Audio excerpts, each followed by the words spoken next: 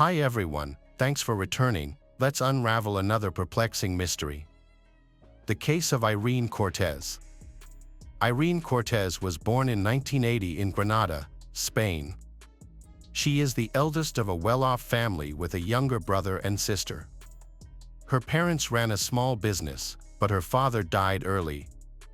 Her mother, Maria Lucas, took over and expanded the business, ensuring that her children did not lack anything. Irene was a beautiful, sociable girl who loved to be the center of attention. She married and became pregnant at the age of 17, then had a second child 2 years later. With the support of her mother and uncle, she continued to pursue education. In the early 2000s, Irene with her husband and 2 children moved to the resort city of Malaga and opened a disco bar. The bar became popular. The bar later transformed into a full-fledged nightclub and brought her profits. The couple welcomed their 3rd child and life seemed prosperous and stable.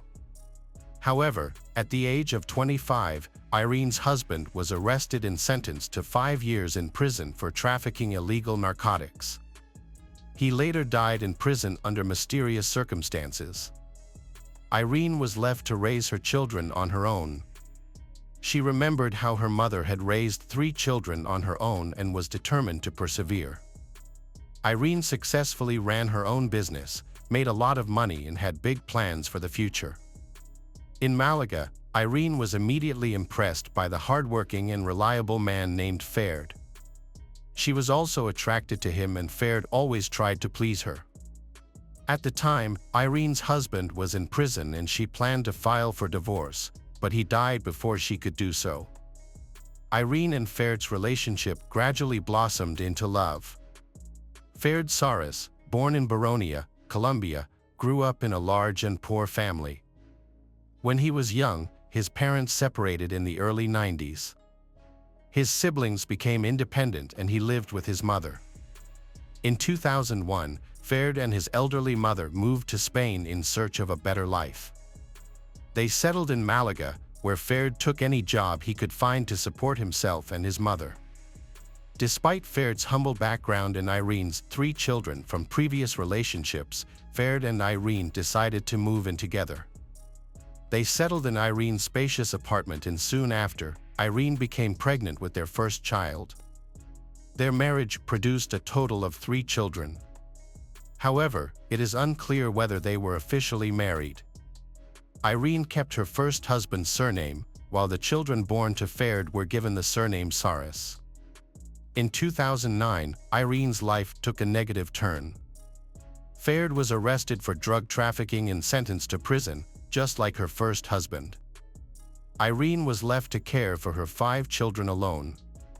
Although Fared's sentence was 3 years, he was pardoned after serving only a year and a half for his good behavior and cooperation during the investigation. While Fared was in prison, Irene began a relationship with another man and lived with him. However, when Fared was released and discovered Irene's infidelity, he became furious. He threatened Irene and her new boyfriend, even intending to injure the man. Fortunately, the situation was resolved without becoming a serious problem. Later, Fared decided to forgive Irene for the sake of their children's happiness and they decided to continue living together. However, Irene's relatives were still suspicious of Fared's intentions. Irene's mother and uncle believed that Fared was only interested in Irene's wealth and did not support their relationship. Irene's older children from a previous marriage could not accept Fared, but the youngest child, who had been raised by Fared since he was 2 years old, considered him a real father. In early 2011, Fared wanted to return to Colombia to visit his homeland because his father was seriously ill. Fared's father had been diagnosed with terminal cancer, and his sister had informed him of his health condition. Irene also wanted to visit Colombia and decided to go with her husband. She wanted to meet Fared's father for the first time and experienced the famous Baronia festival, an event that usually takes place at the end of February. For Irene, the trip was also a much-needed break after years of hard work and raising 5 children without a break. Irene and Fared had planned a 10-day trip, and her mother and sister had agreed to take care of the children during their absence. Although Irene's mother had concerns about the trip, she did not take them seriously.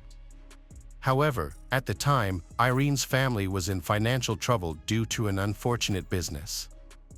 The situation became worse when Irene discovered that the €3,000 in personal savings she had kept at home had disappeared the night before they left. This almost caused their plans to be cancelled. But Irene quickly found a solution and borrowed money from her uncle and some close friends. She then booked plane tickets in a hotel in the city center, ensuring that they were ready for the trip. Irene and Fared arrived in Colombia on February 27, 2011. Upon arrival, they checked into a hotel and Irene called home to inform her mother that the flight had gone smoothly. 2 days later, Fared broke the bad news of Irene's death to her 14-year-old eldest son, initially claiming it was an accident. However, the truth was soon revealed. Irene had been murdered during a robbery at an entertainment venue in Baronia. The case attracted widespread media attention in Colombia. Initially, the story revolved around Irene, a Spanish tourist who was murdered by robbers and fled the scene, leading to a massive police manhunt across the city. But the circumstances of the robbery and murder were unusual. The attackers did not appear to have been interested in stealing valuables, instead shooting Irene in the heart before fleeing the scene. Upon arriving at the scene, Fared's calm demeanor during interviews with police and media representatives raised suspicions. Authorities confirmed Irene's murder and said that her remains would be repatriated once the investigation was complete. As investigators reviewed surveillance footage from the scene, the mystery of Irene Cortez's death began to unravel. The footage was important because it captured Irene and Fared Hsarus meeting Fared's brother, sister, and wife on March 1st. That evening, the group spent time attending a festival, walking around town, and then going to a local bar for dinner at Fared's suggestion. As the time passed 1 a.m. and the bar emptied, Irene's group were the only customers left, along with the bar staff. However, things took a turn for the worse around 2 a.m. when two men who seemed uncomfortable walked into the restaurant. What worried the manager was that the two men did not order any food or drinks, and their behavior was very suspicious. Furthermore, their youthful appearance prompted the manager to check whether they were of legal age. The young men refused to show identification when asked to leave. One of them pulled out a gun and pointed it at the manager. His accomplice pulled out a knife but quickly moved out of view of the camera. The gunman pushed the manager aside, approached Irene's table and announced his intention to rob her, demanding her cell phone and cash. The accomplice with the knife reappeared, presumably to collect valuables while the gunman threatened the group. The gunman ordered Fared to stand up so he could search her pockets. As Irene attempted to grab her purse, the attacker shoved her with his gun. A shot was fired as he grabbed the purse, hitting Irene in the chest. She fell to the floor, and the attackers fled without taking anything. Faced with a dangerous situation, Fared and his brother chased the attackers while his sister tried to treat Irene's wounds. At that time, the brother's wife called for help, but the attackers escaped too quickly to catch up. The emergency services arrived quickly, but Irene died of her injuries on the way to the hospital. After the robbery and murder at the bar, which left Irene dead, law enforcement agencies mobilized all possible resources. Since the city was in the midst of a crowded holiday season, ensuring their safety was of utmost importance. A large reward was announced, 10 million pesos, equivalent to €3,500, for information leading to the perpetrator. Shortly after, a suspect named Brian Dario was arrested. He later gave the name of his accomplice, Juan Carlos. Juan Carlos, 18, voluntarily surrendered in the hope of a lighter sentence. During Brian's interrogation, he claimed that his financial situation, debts, and the need to care for his sick child with high medical costs led him to commit the crime. These statements were later confirmed by his relatives.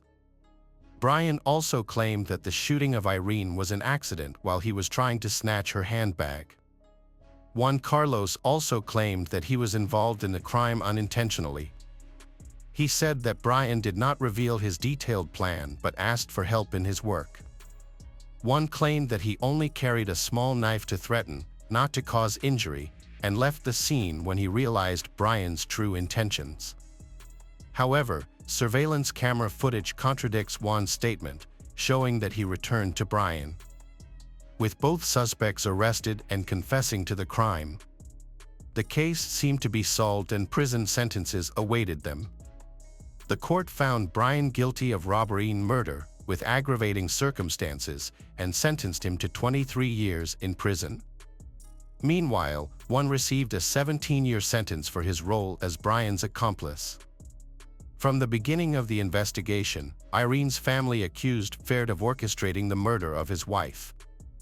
Irene's mother and uncle hired a private investigator to conduct an independent investigation, gathering additional evidence and files to hold Fared responsible and prove his involvement in the case. According to Maria Lucas, Fared was the only person who knew about the €3,000 hidden in Irene's house, and he was also the only one who could have secretly accessed the money. Another important detail is that Fared used his father's illness as the main reason to go to Colombia. However, in reality, Fared's father was not diagnosed with cancer and he is still healthy for his age. Juan was clearly scared and likely didn't understand what was happening as Brian approached and went up to Fared and lifted him without directly threatening him with a gun. It seemed like the men knew each other and were acting together. Then, Fared oddly moved behind Irene, who was sitting at the table, when she reached into her bag for her wallet. The man with the gun looked at another man as if waiting for a signal. It's unclear if he received any sign, as Irene and Fared had their backs to the camera. After the shot, Fared chased the killer but, according to experts, he deliberately let him escape.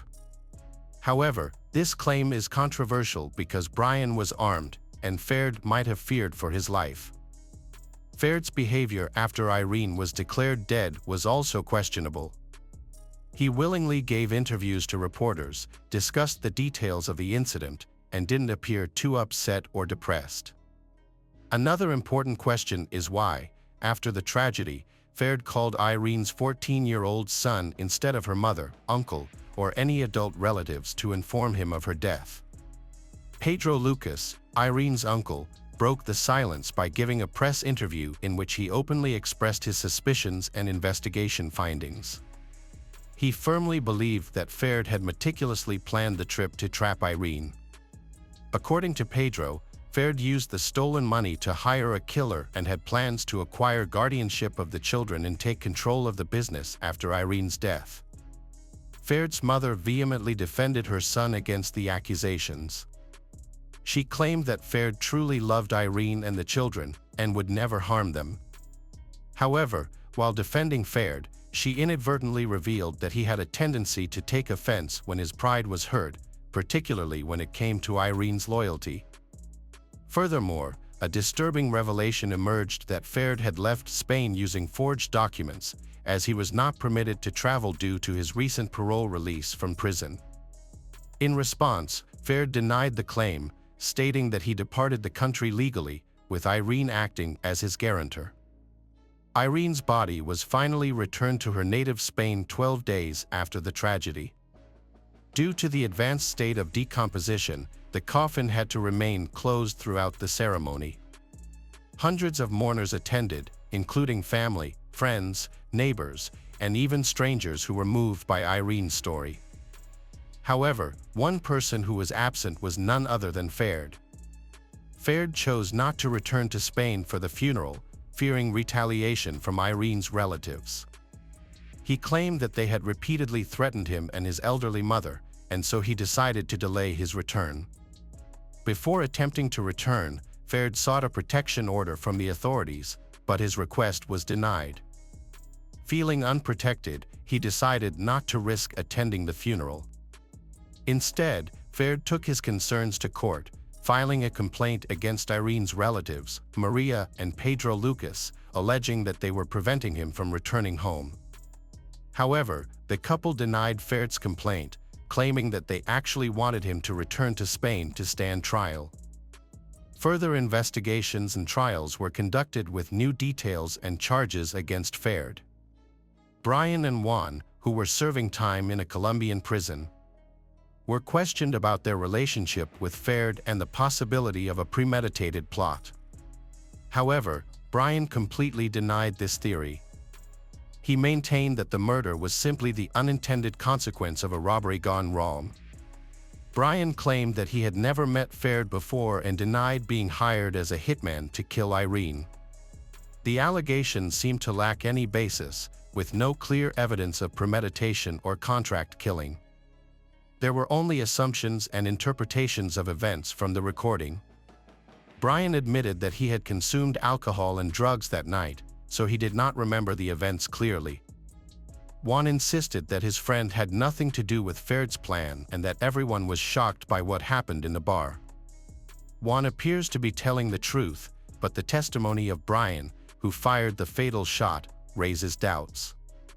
Although he did not commit the robbery, Brian's sick child is receiving expensive treatment in hospital.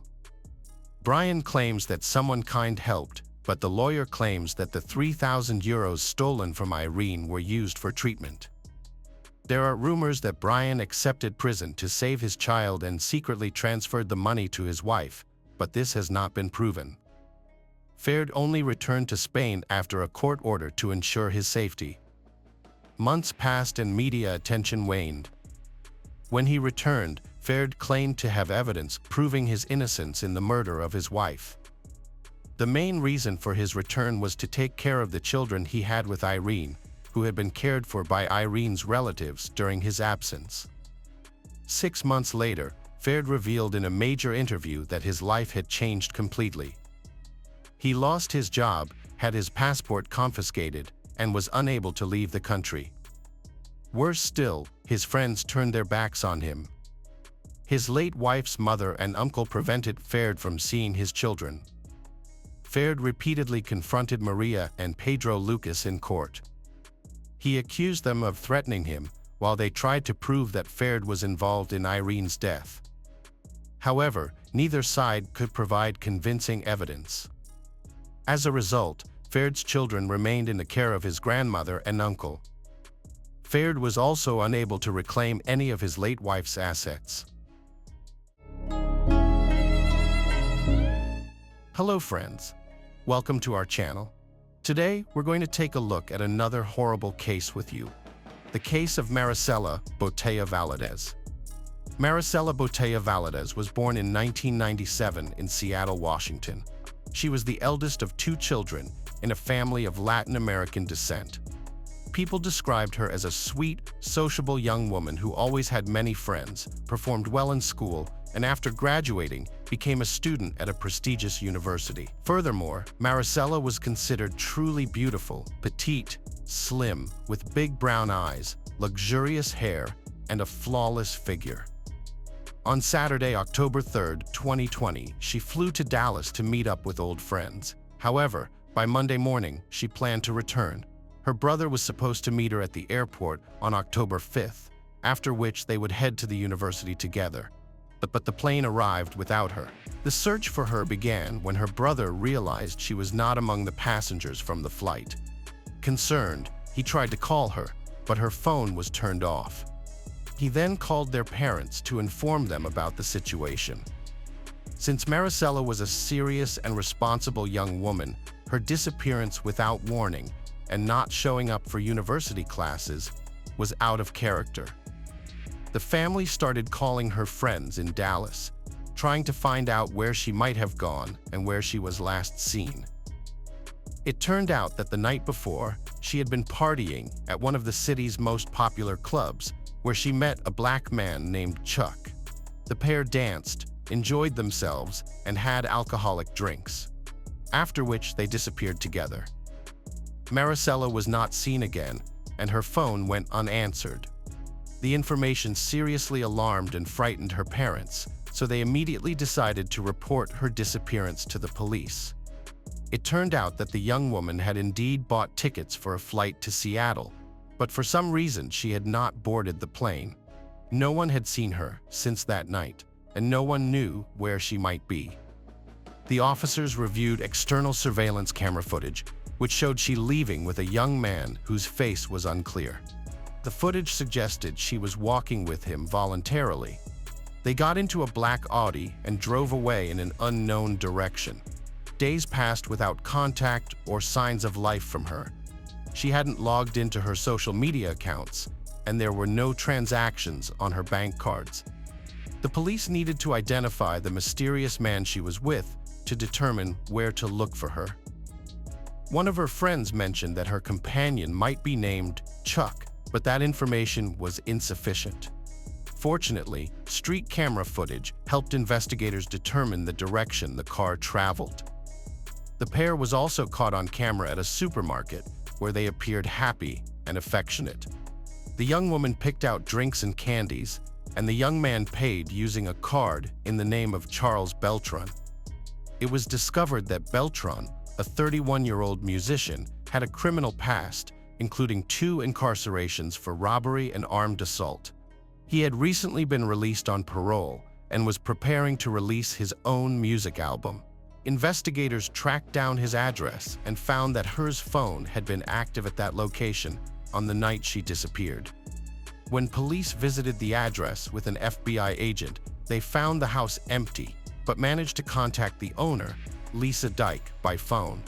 She claimed Charles Beltran had been renting a room from her, but moved out 2 weeks prior, and she had no knowledge of his whereabouts. With the sole suspect unlocated, law enforcement obtained a warrant to search the house. What they found was alarming and frightening. The house was in disarray, with dirty dishes, moldy food, and trash scattered everywhere. It seemed as though the occupants had left in a hurry, taking only essentials. Notably, numerous empty bottles of cleaning and detergent products were found, with traces on the floors and carpets, indicating a thorough cleaning had taken place. In one of the upstairs rooms, a black statue of death, resembling the Mexican cult of Santa Muerte, was set up as an altar with wax candles, dried flowers, and 2 metal bowls. A thorough examination of the house revealed wiped blood stains in one of the bedrooms, the bathroom, and the hallway. The bedroom with the blood-soaked carpet belonged to Charles Beltran. It was clear that a violent crime had taken place, but the identity of the victim was unknown. The occupants had hastily cleaned up and fled, but traces of blood remained, having seeped into the carpet, under the baseboards, and onto the wallpaper and furniture. DNA experts compared the found bloodstains to Maricella's DNA, dispelling any doubts that the blood belonged to her. The house was sealed as a crime scene, and the task was to find the main suspect. However, Charles had fled, and the owner had already put the house up for sale. To learn more, the police decided to investigate the backgrounds of everyone who had recently lived in the house. Neighbors revealed that 3 people lived in the house: 57-year-old Lisa Dyke, 48-year-old Nina Morano, and 31-year-old Charles Beltran. However, the nature of their relationships and their sudden disappearance remained unclear. It was necessary to investigate each individual's background and find and interrogate them as soon as possible. The house owner, Lisa Dyke, was a commanding, ambitious, and contentious woman who had been married 3 times and received a substantial inheritance after becoming a widow. She had no financial necessity to rent a room to Charles, suggesting she had some other interest in him.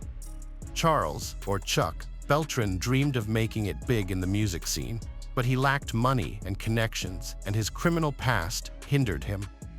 Lisa Dyke helped him by moving him into her house, setting up a small recording studio, and even sponsoring the filming of several music videos for him.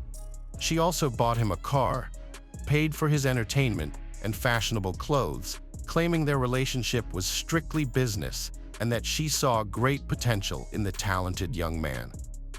About Nina Morano, she and Lisa had been in an intimate relationship for a long time and had officially legalized their union by getting married several months ago.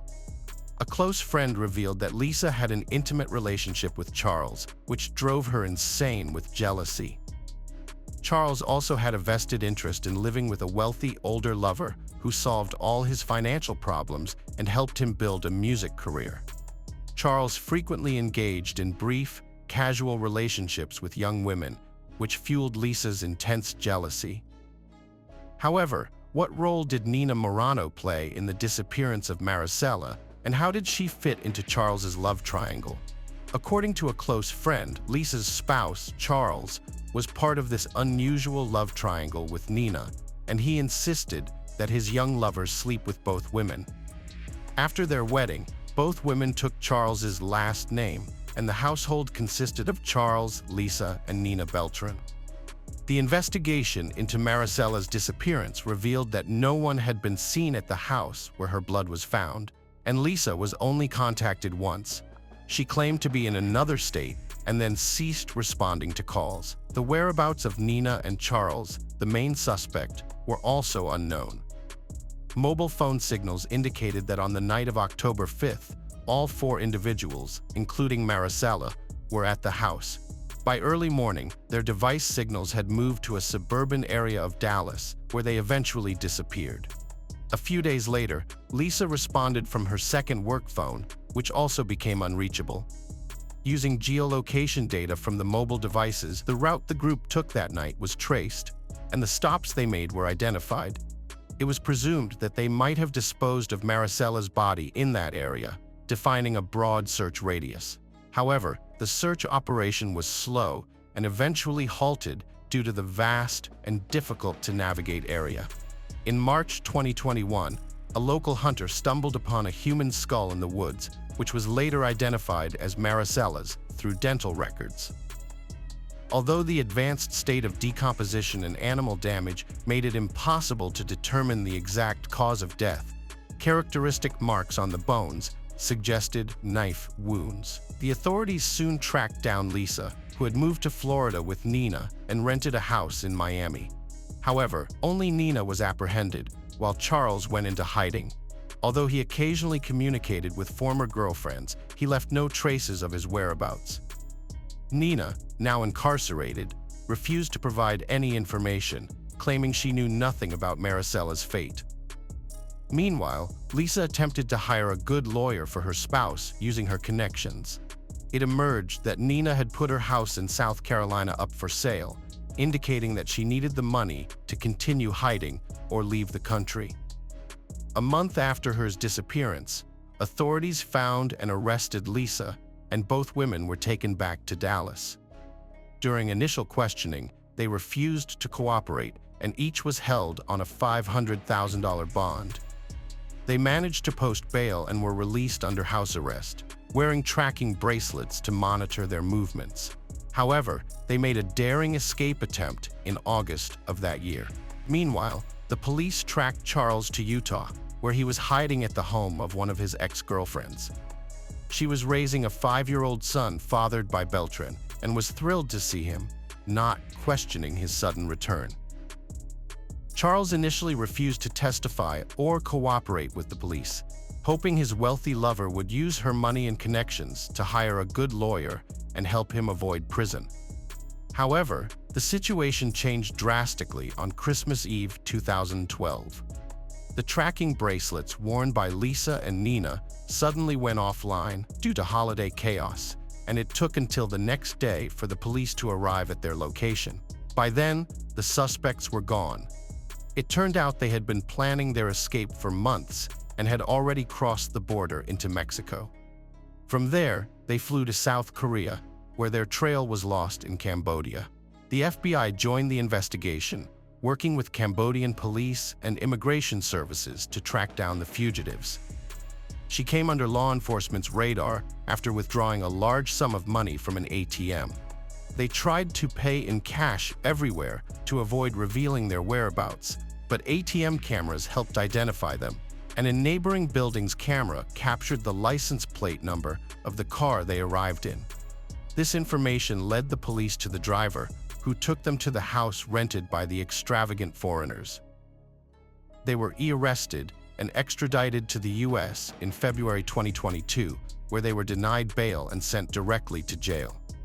Charles, realizing his lover was not going to save him from prison, began to cooperate with the investigation and provided information. His account of the events of that dreadful night horrified many. Charles confessed that he had been in an intimate relationship with the homeowner, Lisa, and her spouse, and that he engaged in these relationships for money and to advance his music career. He had no warm feelings towards her and often had affairs with young and attractive women, which he never hid. While Lisa sometimes became wildly jealous, Na was indifferent to his actions. On the fateful night of October 5, 2020, Charles met Maricela at a nightclub. After spending hours drinking and dancing, he invited her over, and she agreed. When they arrived at his place late at night, Na and Lisa were already asleep. Charles took Maricela to his room, where they engaged in intimate activities and later fell asleep. Charles claimed he was awakened by a noise and was disoriented, still intoxicated. When he turned on the light, he saw a horrific scene. Maricela's body had slid to the floor next to the bed, and she had bled out. Na entered the room, and they stood there for a few minutes, not trying to help the victim.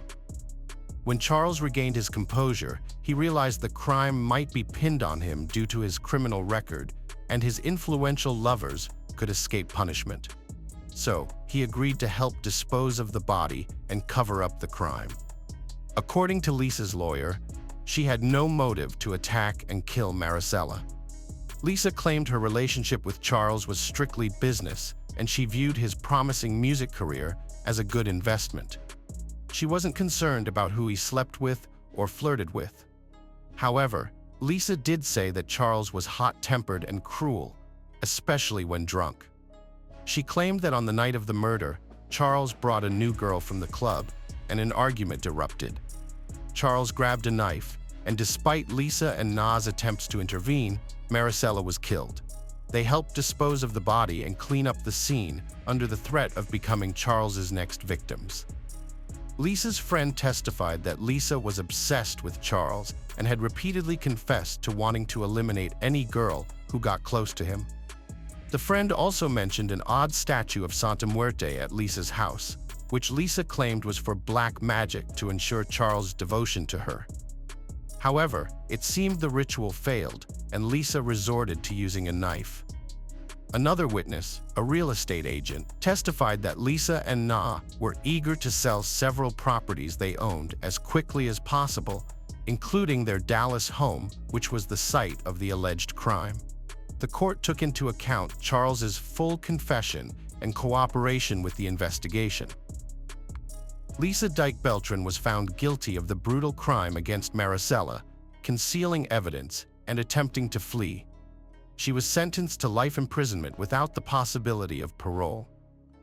Charles Beltran and Nina Morin fully admitted their guilt and agreed to cooperate with the investigation.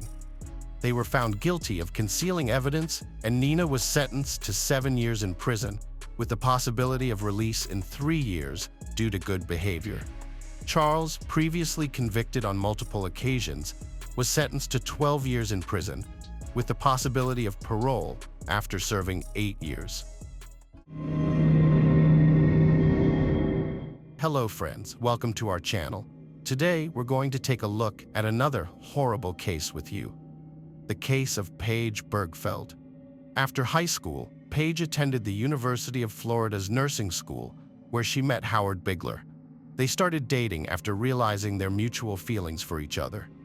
After graduating with a nursing degree, Paige returned to Colorado to live with her family. In 1995, she and Howard got married. At first, they seemed like a happy couple, sharing many common interests and views. However, they had a significant disagreement that eventually led to their divorce.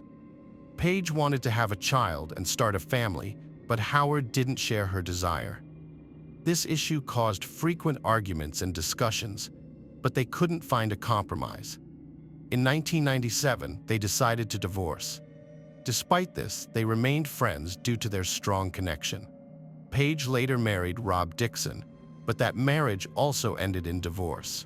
After her second divorce, Paige reconnected with Howard. He claimed to be one of the last people to see her alive. On the 28th, Howard and Paige, who were previously married, met in Eagle County, Colorado, to attend to personal matters.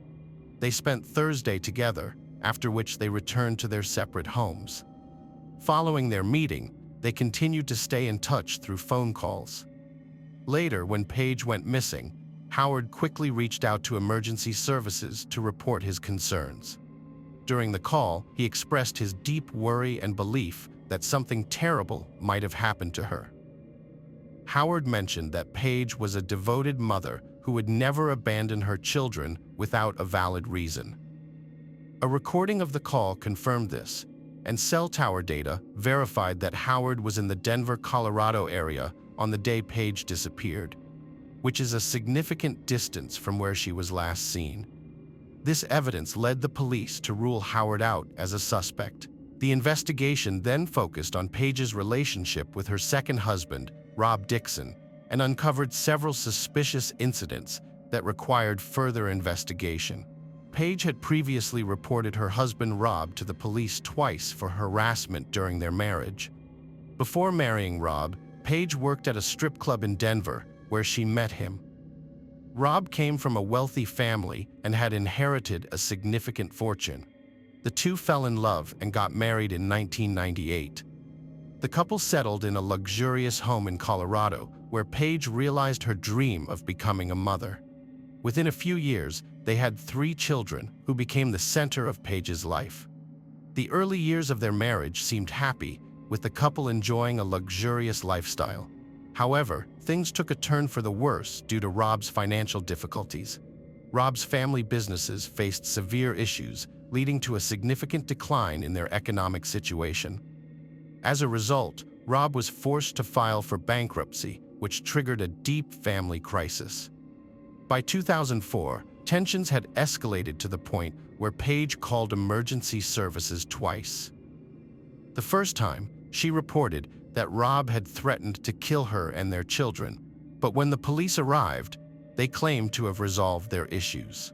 A year later, Paige reported Rob for assaulting her while she was holding their youngest child. Rob was arrested and charged with third-degree assault. He eventually pleaded guilty to 1 count of molestation, but the trial was dismissed and he avoided jail time. The couple's relationship continued to deteriorate, leading them to separate. Rob then moved to Pennsylvania. During the investigation into Paige's disappearance, Rob was interviewed to establish his alibi for that day. He claimed to have been at home and could not have harmed her. The investigators could not find any evidence to implicate Rob in her disappearance. In fact, Rob actively participated in the search for Paige. The investigating officers left no stone unturned in their effort to find clues and solve the mystery of the missing mother. The investigation into Paige's disappearance began with a thorough examination of her car. It was hoped that evidence in the car could help locate her or provide clues about what had happened. Sergeant Weiler of the County Sheriff's Department noted that arson is often used to destroy evidence, but in this case, the examination of the vehicle yielded valuable information. The driver's seat was found to be pushed back as far as it would go, indicating that the last person to drive the car was a tall individual, inconsistent with Paige's short stature. The trunk of the car contained Paige's notebook, with pages torn out from June 26 to June 29. As time passed, the search for Paige became increasingly urgent. A break in the case came when a driver stopped on a highway southeast of town to fix a flat tire and discovered a checkbook lying nearby. He reported it to the authorities, who then searched the area and found additional items belonging to Paige, including medical records and insurance cards. Sergeant Weiler's investigation into Paige Bergfeld's disappearance took a dramatic turn when he found a business card on the road, leading him to a shocking discovery. Paige was secretly working as an escort under the alias Carrie. This revelation completely upended the investigation, as it revealed a side of Paige's life that her loved ones knew nothing about. Previously, it was believed that Paige was a devoted mother who worked hard to provide for her children after her divorce. She had started her own children's clothing business, taught dance lessons, and sold kitchen supplies. Despite her busy schedule, she always made time for her children and was actively involved in their school activities. However, the discovery of the secret phone Paige used for her escort work revealed a completely different picture. This phone became a crucial piece of evidence, leading police to unravel a complex mystery that was far more sinister than anyone had initially suspected. The investigation into Paige's disappearance led to more questions than answers. What prompted a responsible mother and successful businesswoman to lead a secret life? And how was this double life connected to her vanishing? These questions took center stage in the investigation, adding a new layer of mystery. To get to the bottom of things, detectives analyzed Paige's cell phone, found in her car, and examined her contacts and calls from the hours leading up to her disappearance. The last call made from her phone was on June 28th around 9 p.m. This analysis led investigators to identify 7 suspects, one of whom was Lester Ralph Jones. Jones's criminal record raised red flags, particularly his history of violence against women and a previous kidnapping conviction that earned him a 5-year prison sentence. However, it wasn't the only concerning aspect. Jones's white car matched the description of the vehicle seen by Carol, Paige's friend. Carol shared a crucial detail with detectives. Paige had once approached her car, only to find a white car blocking her driveway. Enraged, Paige got behind the wheel to turn around, but the cars collided. The unknown driver quickly fled the scene. Investigators suspected that Lester might have been obsessed with Paige and was stalking her after discovering that he had tried to book an appointment with her for intimate services on the day before she vanished.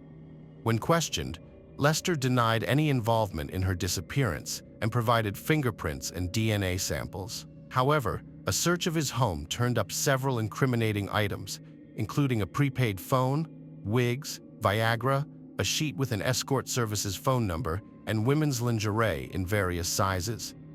The prepaid phone caught the investigators' attention due to suspicious calls made to Paige's phone on the day she disappeared. Lester initially denied owning a second phone, which proved to be a lie. Using the phone's packaging found at his home, police traced the purchase to a supermarket on North Avenue.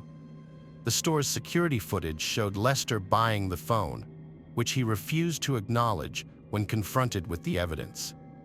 Lester Jones became the main suspect in Paige's disappearance, but the police couldn't find enough concrete evidence to charge him. They continued to investigate and search for Paige's body, hoping to find proof of his guilt. However, the case stalled for several years, leaving Paige's family and loved ones in a state of unbearable grief. As time passed, the search seemed increasingly futile, and the hope of finding Paige alive began to fade. In 2012, a hiker stumbled upon human remains in a ravine in Delta County, surprisingly close to where Paige's personal belongings had been found 5 years prior. Investigators were nearly certain the body was that of a young mother, and DNA testing confirmed it was indeed Paige. Unfortunately, her story ended in tragedy. The condition of the body made it impossible to determine the exact cause of death, but it was clear she had suffered a brutal beating with multiple broken bones, particularly in her face. It was concluded that her injuries ultimately led to her death.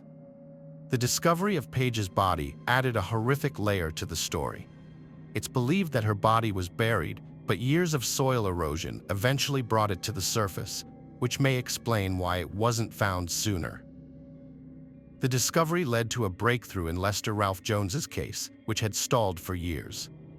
In November 2014, he was charged with kidnapping, first-degree murder, and second-degree murder. The trial finally began in July 2016 and lasted 22 days. Prosecutors claimed that Lester's frustration over being unable to see Paige, combined with his history of violence against women, motivated the crime. The prosecution's key witness, Lester's ex-wife Lisa, testified about his violent past. She described how Lester kidnapped and threatened to kill her at gunpoint in the late 1990s after she ended their relationship. On one occasion, he attacked her and her partner, shooting the latter in the head. A month later, Lester made another threat, warning her that she would be thrown into a lake. Lisa managed to escape and contacted the police, leading to Lester's arrest on charges of kidnapping and assault. In contrast, Lester's defense attorneys argued that the police had wrongly accused an innocent man and suggested that other clients of Page's may have had motives for the crime. However, they failed to provide convincing evidence linking anyone else to the murder. Lester's current wife testified, stating that although her husband used an escort service, her faith prevented her from leaving him. Nevertheless, she could not provide an alibi for him and identified him in a supermarket surveillance video where he bought a disposable phone. Lester's first trial ended in a mistrial on September 9, 2016, when the jury was unable to reach a unanimous verdict. However, the district attorney was convinced of Lester's guilt and continued to investigate and re-examine the evidence. After several weeks, on November 21, 2016, the jury finally reached a verdict, finding Lester guilty of all charges related to Page's death. The judge sentenced him to life in prison without parole. Lester's defense team appealed the sentence, but an appeals court panel upheld the conviction and sentence in June 2022. Page's funeral was held on April 28, 2012. Her obituary remembered her as a beautiful and radiant woman with a smile that lit up the room. Her tragic death has had a lasting impact on her family and friends, leaving her 3 children without their loving mother and support. The tragic case of Page captured the nation's attention and spanned many years, but through the unwavering dedication of law enforcement relatives, justice was finally served. Lester Ralph Jones was ultimately convicted and sentenced to life imprisonment without parole, ensuring he can no longer harm innocent people. Page's courageous story stands as a powerful reminder of the significance of persisting in the pursuit of justice, no matter how long and arduous the journey may be. Her memory will forever be cherished by those who knew and loved her. Hello friends, welcome to our channel. Today we're going to take a look at another horrible case with you, the case of Sierra Breland. Sierra LaClaire, a cheerful and ambitious woman from Cleveland, Georgia, grew up with a dream to live in Atlanta one day. To achieve her goal, she had to leave her home state and pursue higher education. She attended the University of Tennessee for her undergraduate degree and then earned her law degree from Florida State University. Sierra became a successful lawyer, specializing in insurance defense. According to her mother, Kelly, Sierra was an energetic person who overcame obstacles to achieve her goals. She was happy, loving, and dedicated to her career. In October 2020, Sierra met Xavier Breland on Tinder, and their relationship quickly blossomed. They got married just 6 months later, and Sierra soon became pregnant. During this time, she provided legal assistance to Xavier in his dispute with his ex-wife. They decided to start a new life in Carmel, Indiana, where Sierra secured a job at a law firm. At the end of 2021, she gave birth to a son, whom they named Jackson. Xavier and Sierra appeared to be a perfect couple from the outside, but their relationship was troubled from the start. According to Shelby Campbell, Sierra's best friend, problems began to surface shortly after they started dating. Sierra had initially tried to end things with Xavier, but he refused to accept rejection. He showed up uninvited at her apartment and sent threatening messages when he saw her with another man. Sierra gave Xavier another chance, and they married 6 months later. However, Sierra confided in Shelby about her growing fears and concerns about her husband's behavior. In one text message, Sierra expressed her feelings of being torn between her love for Xavier and her fear of his increasingly bad behavior. She worried about their future together, citing his lack of remorse for his actions and his tendency to blame her for his behavior. Their text exchanges, which shall be shared, demonstrate the depth of Sierra's fear. On multiple occasions, Sierra called the police out of desperation, but by the time they arrived, Sierra would downplay the situation, fearing the consequences of speaking out against her husband. This cycle repeated itself in both Georgia and Indiana, where the police were called to their residence multiple times. Sierra's parents, Kelly and Nick Lair, were aware that her home life with Xavier was troubled. They encouraged her to end the relationship, reassuring her that she could always return to the safety of her family home. Sierra's journey to Georgia began when she and Xavier embarked on the 11-hour drive south. Sierra arrived at her parents' house on February 19th, where she spent the night with relatives she hadn't seen since moving to Indiana. Sierra planned the trip to visit her family in Georgia, secretly intending to stay and divorce her husband Xavier due to escalating abuse. She told her parents about her plans and the abuse, and they supported her decision. On February 19th, Sierra arrived at her parents' house in Cleveland, Georgia, and reaffirmed her decision to divorce Xavier. The next day, she left to pick up her son Jackson from her mother-in-law's house in Johns Creek, Georgia.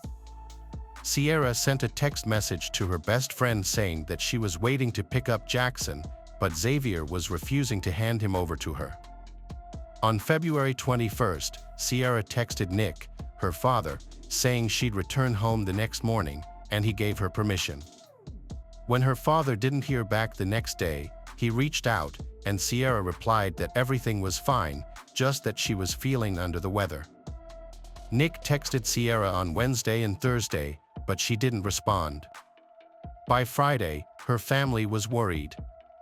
On Saturday, Nick received a call from an Indiana police officer who said Sierra was missing and her husband had filed a report. The family was shocked, wondering why Sierra hadn't told them she was in Indiana. Nick called Xavier's father. He denied seeing Sierra, but it was later revealed that Xavier had reported her missing to the Carmel Police Department on February 26, 2022. Video footage showed her last known location was her mother-in-law's home in Georgia on February 24th. Sierra disappeared on February 25th after leaving her Carmel home to walk to a store around 1 p.m. She was last seen wearing a black top and purple shorts, despite the low temperature. However, she never arrived at the store and left behind her personal belongings, including 3 phones and her 5-month-old son. The family finds it suspicious as Sierra had a burner phone for emergencies and wouldn't leave her baby behind. Kelly, Sierra's mother, said Sierra confided in her about the couple's financial struggles and alleged her son-in-law was physically and emotionally abusive. When Sierra went missing, leaving her baby behind, Kelly feared the worst. Kelly described Sierra as a loving mom who prioritized her son's care.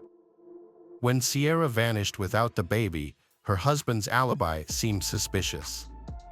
2 days later, police visited Xavier, Sierra's husband, after an accidental gunshot at his home. His criminal past, including a 2005 felony conviction, raised suspicions. Xavier was named a person of interest in his wife Sierra's disappearance and arrested on an unrelated charge. He had an outstanding warrant for aggravated stalking in Qua County, where he had tracked his ex-wife using a GPS device in their children's stuffed animal.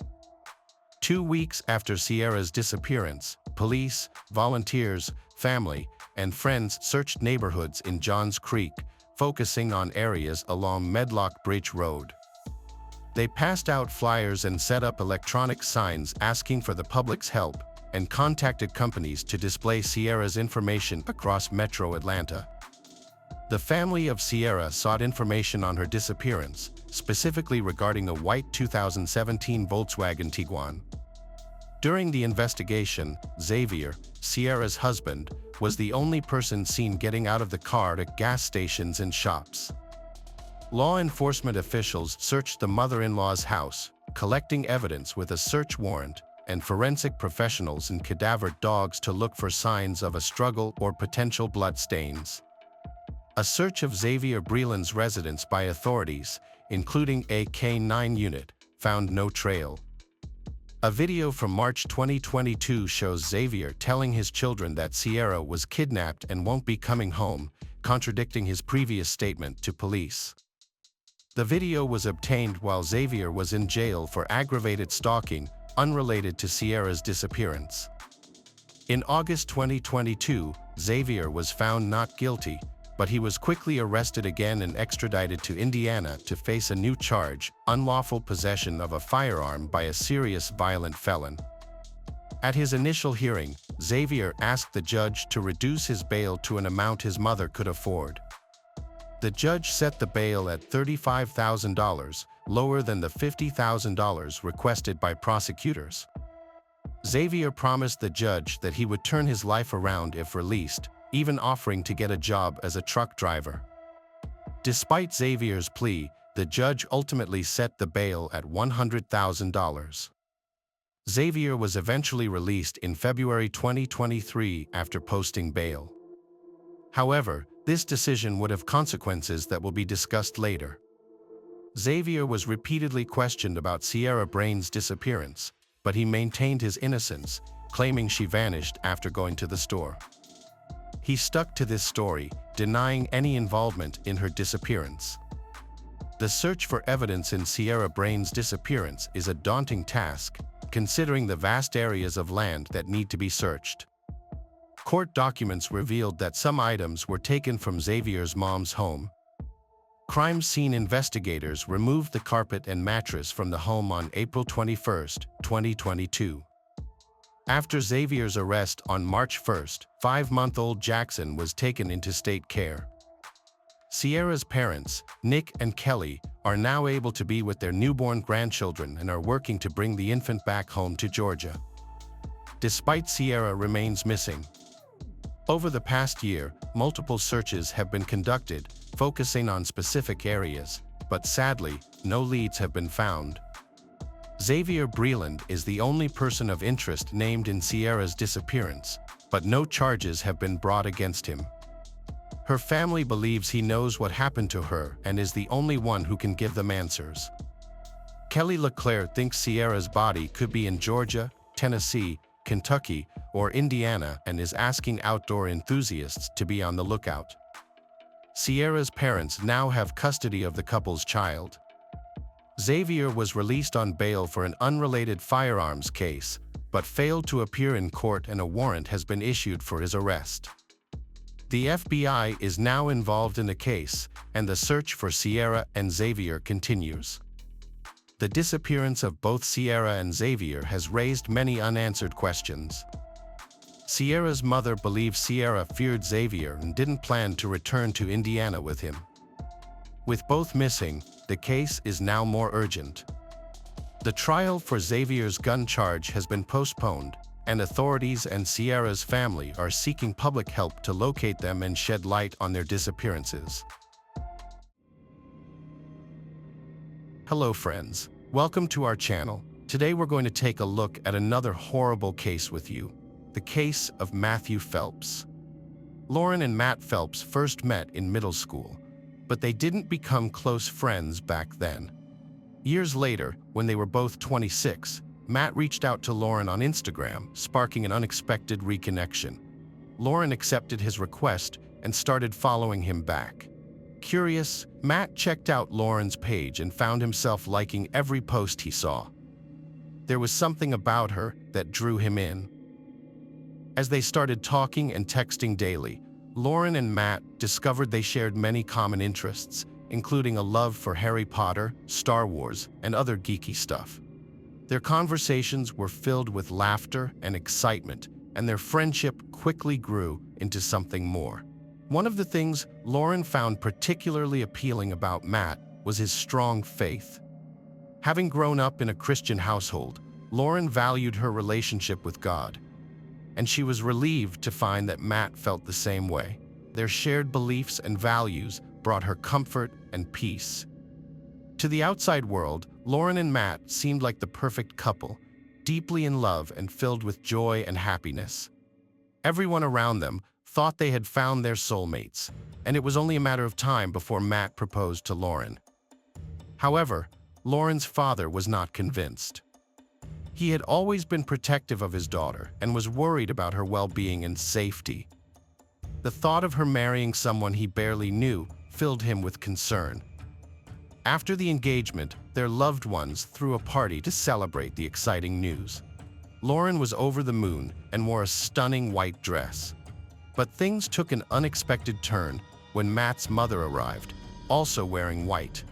It was clear that she was not happy about her son's decision to marry Lauren, and her actions were seen as an apparent act of disrespect towards her. Lauren's frustration and disappointment boiled over after the engagement party, prompting her to confront Matt about his mother's behavior. When she approached him, Matt downplayed her concerns, explaining that he was raised by his grandparents, not his parents. He further revealed that he didn't have a great relationship with his mother and that her opinions held little significance for him.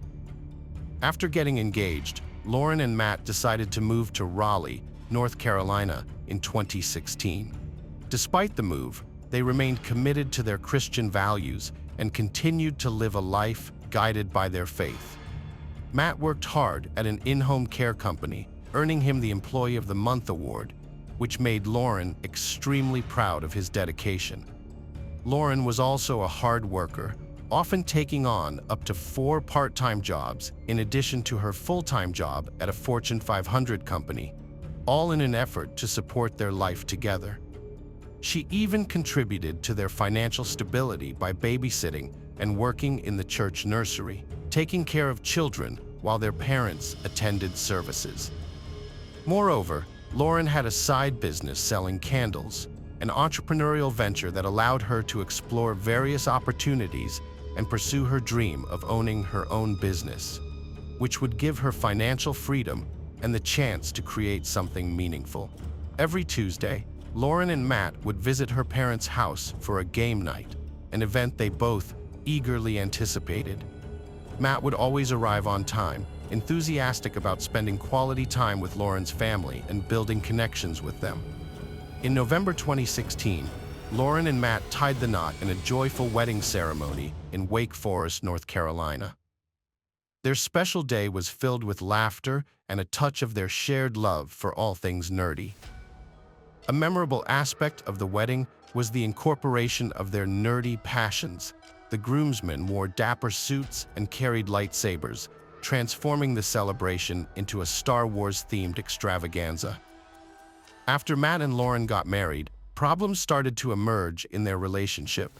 Matt became uneasy about Lauren's close friendship with a male friend from their church. He suspected that the friend had romantic feelings for Lauren and thought their friendship was too intimate. Lauren tried to reassure Matt that she had no feelings for the man and was committed to their marriage. Matt's trust issues stemmed from his past experiences in his first marriage. He confided that his previous spouse had cheated on him while on a mission trip, and when she returned home, she told him she never loved him and was leaving him. The betrayal and abandonment had a lasting impact on Matt, leaving him deeply hurt and struggling to cope for a long time. As their marriage progressed, Matt's unhappiness grew. He transformed from a happy and content person to someone darker and more depressed. It was clear that something was troubling him deeply. Around this time, Matt's attitude towards his faith began to change. He became distant and unhappy about attending church services with Lauren, which was a significant concern for her since her faith was central to her life. Lauren felt frustrated that Matt seemed to dismiss everything she held dear. It was as if his love and appreciation had vanished, leaving a gaping hole in their relationship. Lauren yearned for a deeper emotional bond with her husband, founded on shared values and interests, but Matt appeared indifferent. Matt's newly developed laziness irritated Lauren, who was working multiple jobs to support them.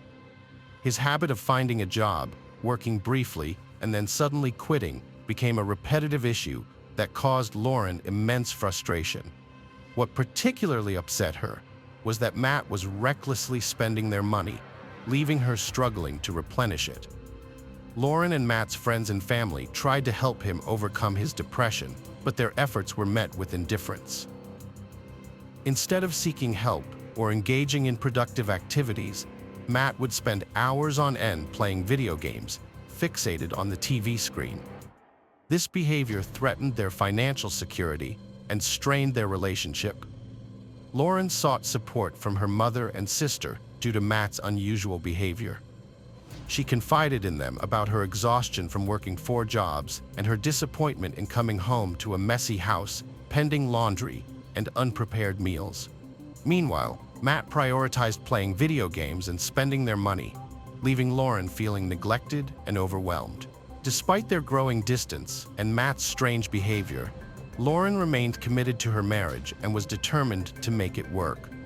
Her dedication was evident in her decision to stay by Matt's side despite their challenges. She believed their marriage was worth saving. As Lauren and Matt approached their 4-month wedding anniversary, their relationship was more strained than ever.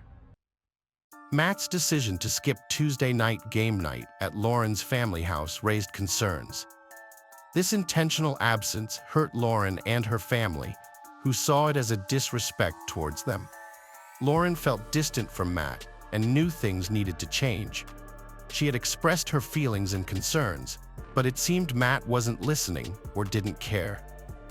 Lauren was worried that she and her husband Matt were growing apart, and she was determined not to let their love fade away. At this point, Lauren was desperate to salvage their marriage and was willing to try anything to make it succeed. When Matt suggested they take a road trip to Bowling Green, Kentucky, to visit his family, Lauren agreed, thinking that some quality time together could help repair their troubled relationship and bring back the closeness they once shared. When Lauren and Matt arrived in Bowling Green, Kentucky, they were greeted with an unexpected surprise. They had decided to take the trip with Matt's mother, her husband, and his parents. However, things didn't go as planned. Despite traveling together, Matt's mother still had not warmed up to Lauren and continued to give her a cold reception. Throughout the trip, Matt's mother maintained a frosty attitude, creating tension among the group.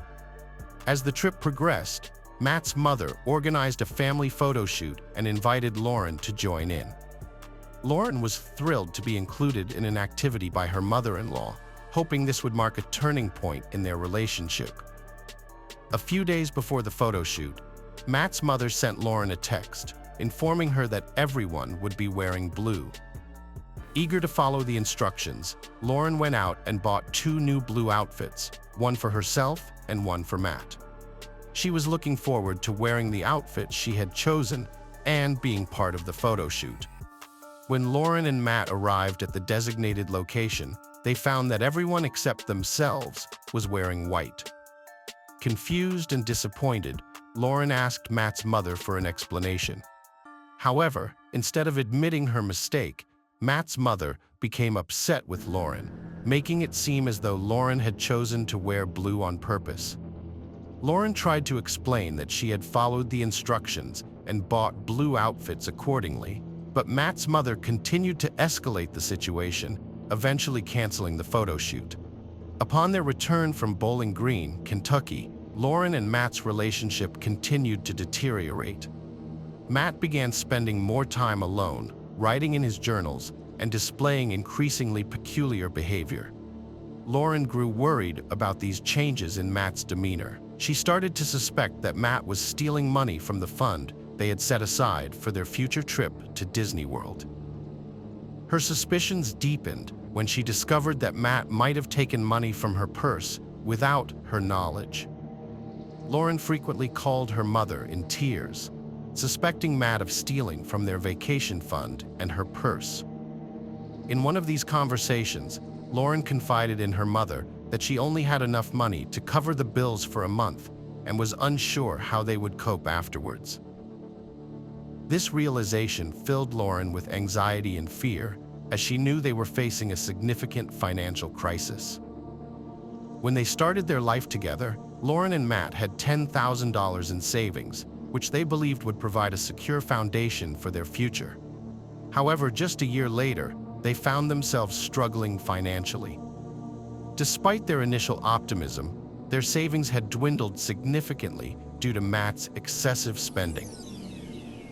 One evening, after a long day at work, Lauren texted Matt about their dinner plans. During their conversation, she mentioned that a female coworker had visited their house earlier that day, which sparked concern in Lauren, given the strained state of her marriage to Matt. Lauren couldn't help but wonder if she should be worried that a woman had sought out her husband at their home, and this unease grew as she thought about the truth behind Matt's first marriage. Her curiosity and desire to uncover the truth drove her to investigate further. Matt and his first wife, Brooke, had met in college and dated for 2 years before getting married. Although Brooke forgave Matt after he confessed to kissing another girl early in their relationship, she later revealed that he had cheated on her again right before their wedding. Despite this, Brooke forgave Matt again and married him.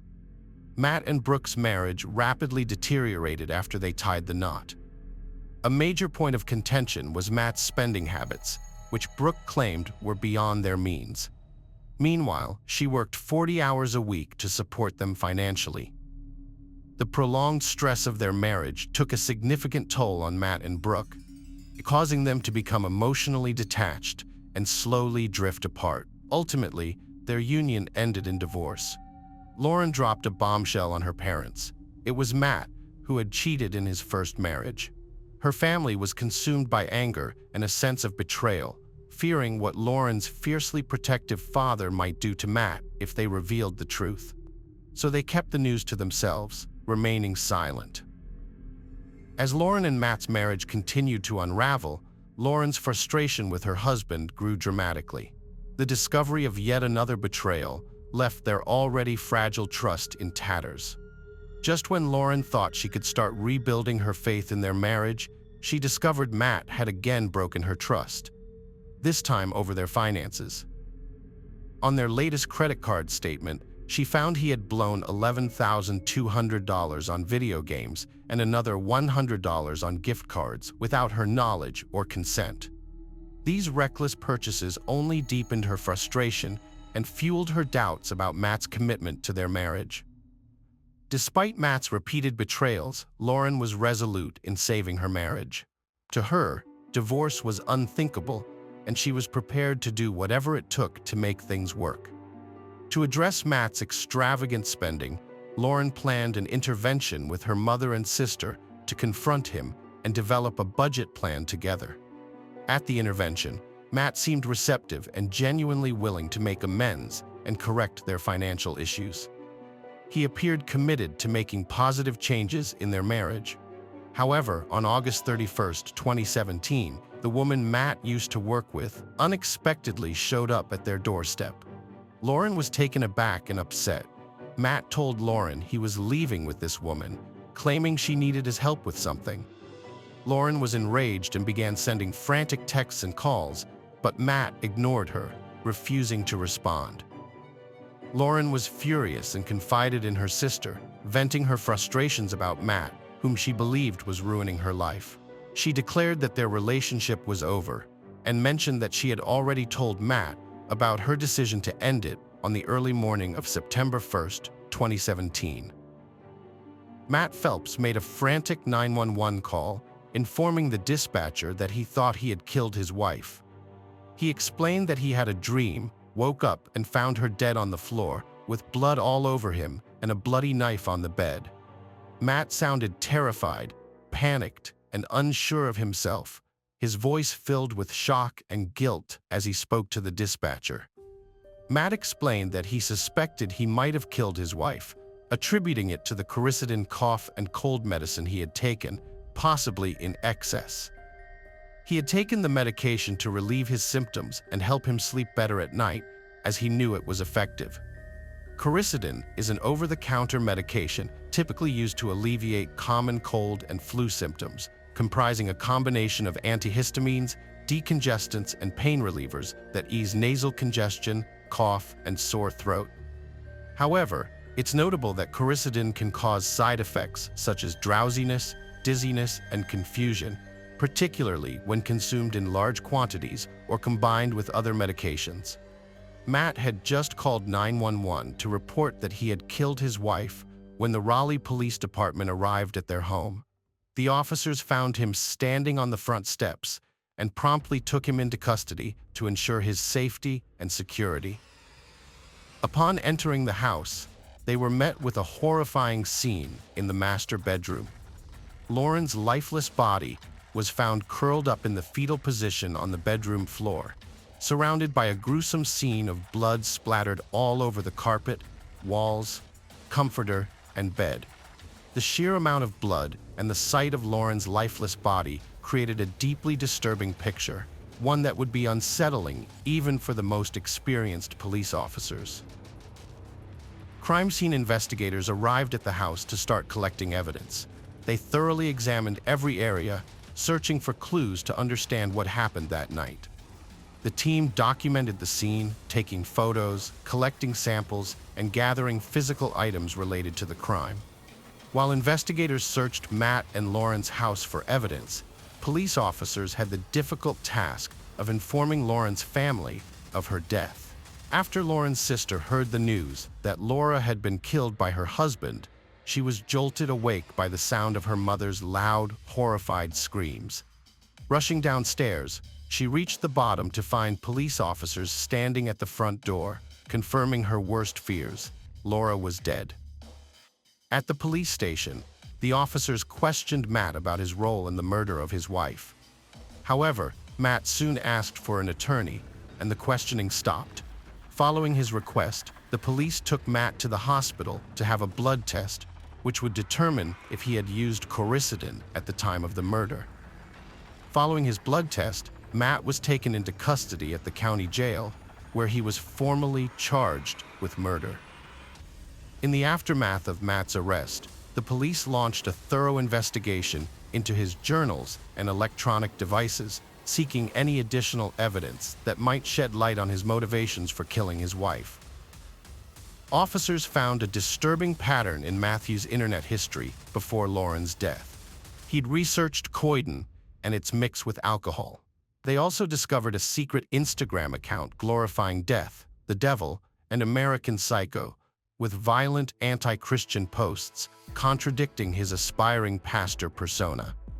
Matt's toxicology report showed that he had a small amount of cold medication in his system, but not enough to cause hallucinations. This finding supported the idea that Matt was in control of his actions and not under the influence of any substances when Lauren died. Lauren's autopsy revealed that she was asleep on her side when Matt stabbed her. He initially stabbed her on her side, then rolled her over and stabbed her multiple times in the face. The autopsy also found that Lauren tried to fight back, with wounds on her arms suggesting she attempted to defend herself. In total, she suffered 123 stab wounds. On October 5, 2018, Matthew Phelps pleaded guilty to first-degree murder in the death of his wife Lauren. He was sentenced to life in prison without parole. During the sentencing hearing, Phelps apologized to his former in-laws, calling himself a monster and acknowledging that his actions were senseless and unjustified. Lauren's mother told the court that Lauren was beautiful inside and out, and that Matthew Phelps' actions had forever changed her life. Hello friends, welcome to our channel. Today we're going to take a look at another horrible case with you, the case of Doreen Herbert. Doreen Herbert was born on November 29, 1952, in California. She grew up in a very large family with 5 children. Doreen was a kind and positive person who always sought to help others. Since her school years, she decided to pursue a career that would allow her to help people. After college, she moved to San Francisco and started working as a physiotherapist. Doreen also dreamed of creating her own big family. When she was 24 years old, she met a man named Michael Dennis, who worked at a factory near her clinic. The couple began dating, and a few months later, they decided to get married. In 1976, their son Paul was born. Initially, Michael and Doreen were happy together, but after the birth of their child, their relationship started to deteriorate. Within a year, they decided to divorce, and their son stayed with his mother, while Michael could regularly visit him. A year later, Doreen met a man named Charles. They began dating, got married, and decided to move to San Jose, settling in a quiet residential area. In 1979, their daughter Diana was born. Charles, like his wife, dreamed of having a big family. He raised her son and was overjoyed at the arrival of their daughter. However, a tragic incident occurred in the family in February 1980 when 4-year-old Paul climbed over the fence surrounding their pool and fell into the water. Doreen, who was at home at the time, noticed it too late. She pulled her son out of the water and called for an ambulance.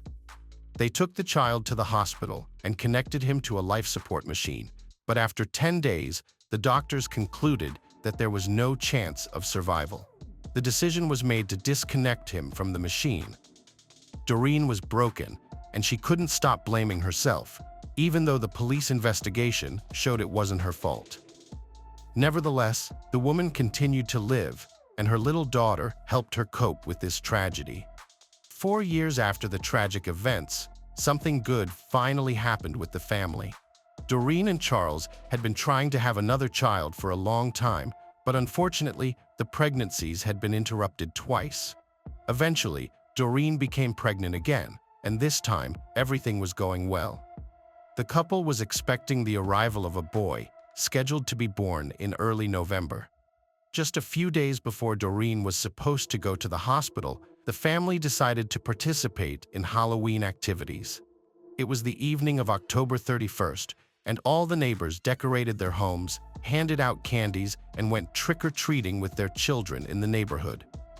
Diana, who was 4 at the time, really wanted to join in, and her parents couldn't refuse. Despite Doreen being 9 months pregnant, she went trick-or-treating with her daughter, while Charles stayed home, handing out candies to other kids. The mother and daughter returned home shortly before 9 p.m. Charles informed his wife that they were running out of candies, and he planned to drive to the nearest store to refill their supplies because he didn't want to leave the neighborhood kids without treats. He left the house around 8:50 p.m. and returned approximately 15 minutes later. Approaching the house, he noticed that the front door was slightly open, which seemed unusual. However, what he encountered inside was a genuine nightmare. Upon entering, he discovered his wife Doreen lying on the corridor floor, surrounded by a substantial amount of blood. Doreen showed no signs of life, and Charles immediately called 911. Soon, he noticed that the body of their unborn child lay in the living room. The man was in a deep state of shock, unable to believe what he was witnessing. At one point, the thought crossed his mind that Doreen might have had a miscarriage, but he quickly realized the situation was much more severe. Next to the child's body, he found a human hand, and Charles immediately understood it belonged to Doreen. Realizing that someone had attacked his family, he began searching for his daughter, fearing that something might have happened to her as well. There was so much blood on the floor that the man even slipped and fell while running through the house. Fortunately, the girl was alive. She was hiding behind the sofa in the living room. When the ambulance arrived, paramedics found a weak pulse in Doreen and rushed her to the hospital. Unfortunately, they couldn't save her, and she passed away in the ambulance. Her child also did not survive. Besides being removed from the woman's womb, the unknown assailant had inflicted numerous blows on the baby. Medical experts examined Doreen's body and concluded that she had been struck numerous times with a long, sharp object resembling a sword or machete. Meanwhile, the police investigated the house, which resembled a scene from a horrific horror movie. Later, several officers sought psychological help, as even they couldn't cope with what they had witnessed. Blood was everywhere, on the floor, walls, and even the ceiling. Investigators examined the entire house, but didn't find the perpetrator or any clues outside the house.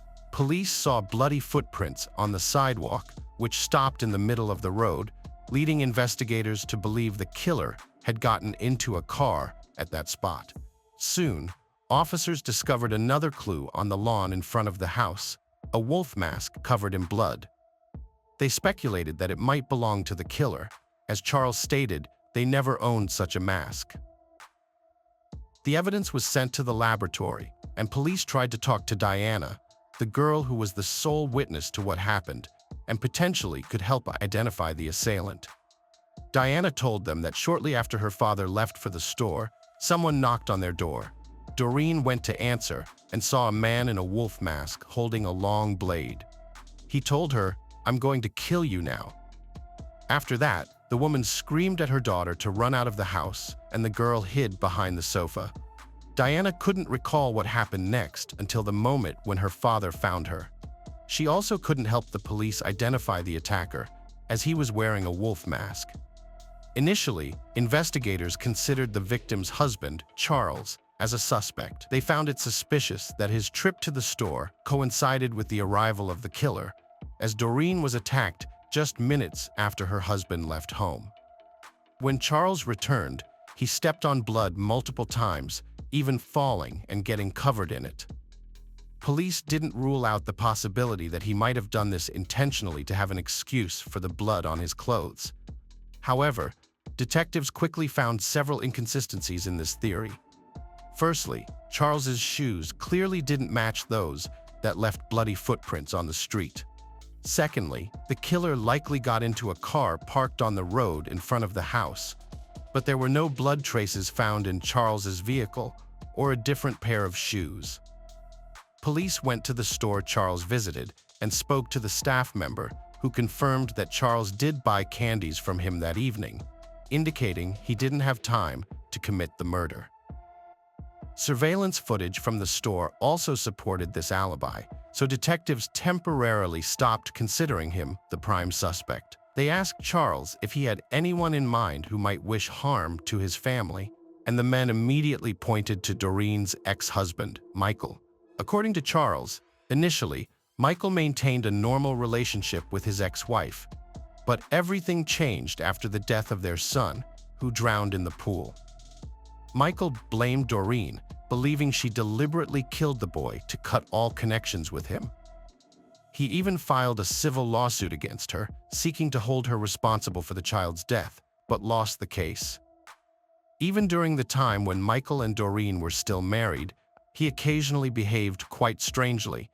After the birth of their son, he often fell into depression, distancing himself from both his wife and child.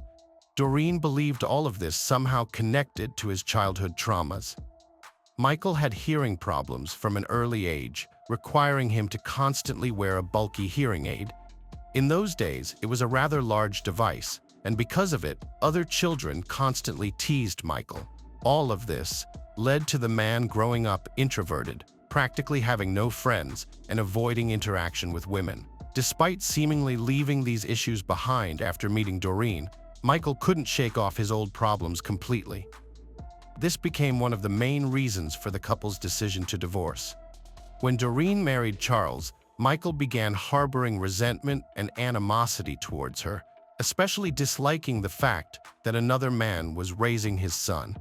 These feelings intensified after Paul's death, and he started genuinely hating his ex-wife. Michael also lost his job, where he had spent most of his adult life, and this factor also had some negative effect on him.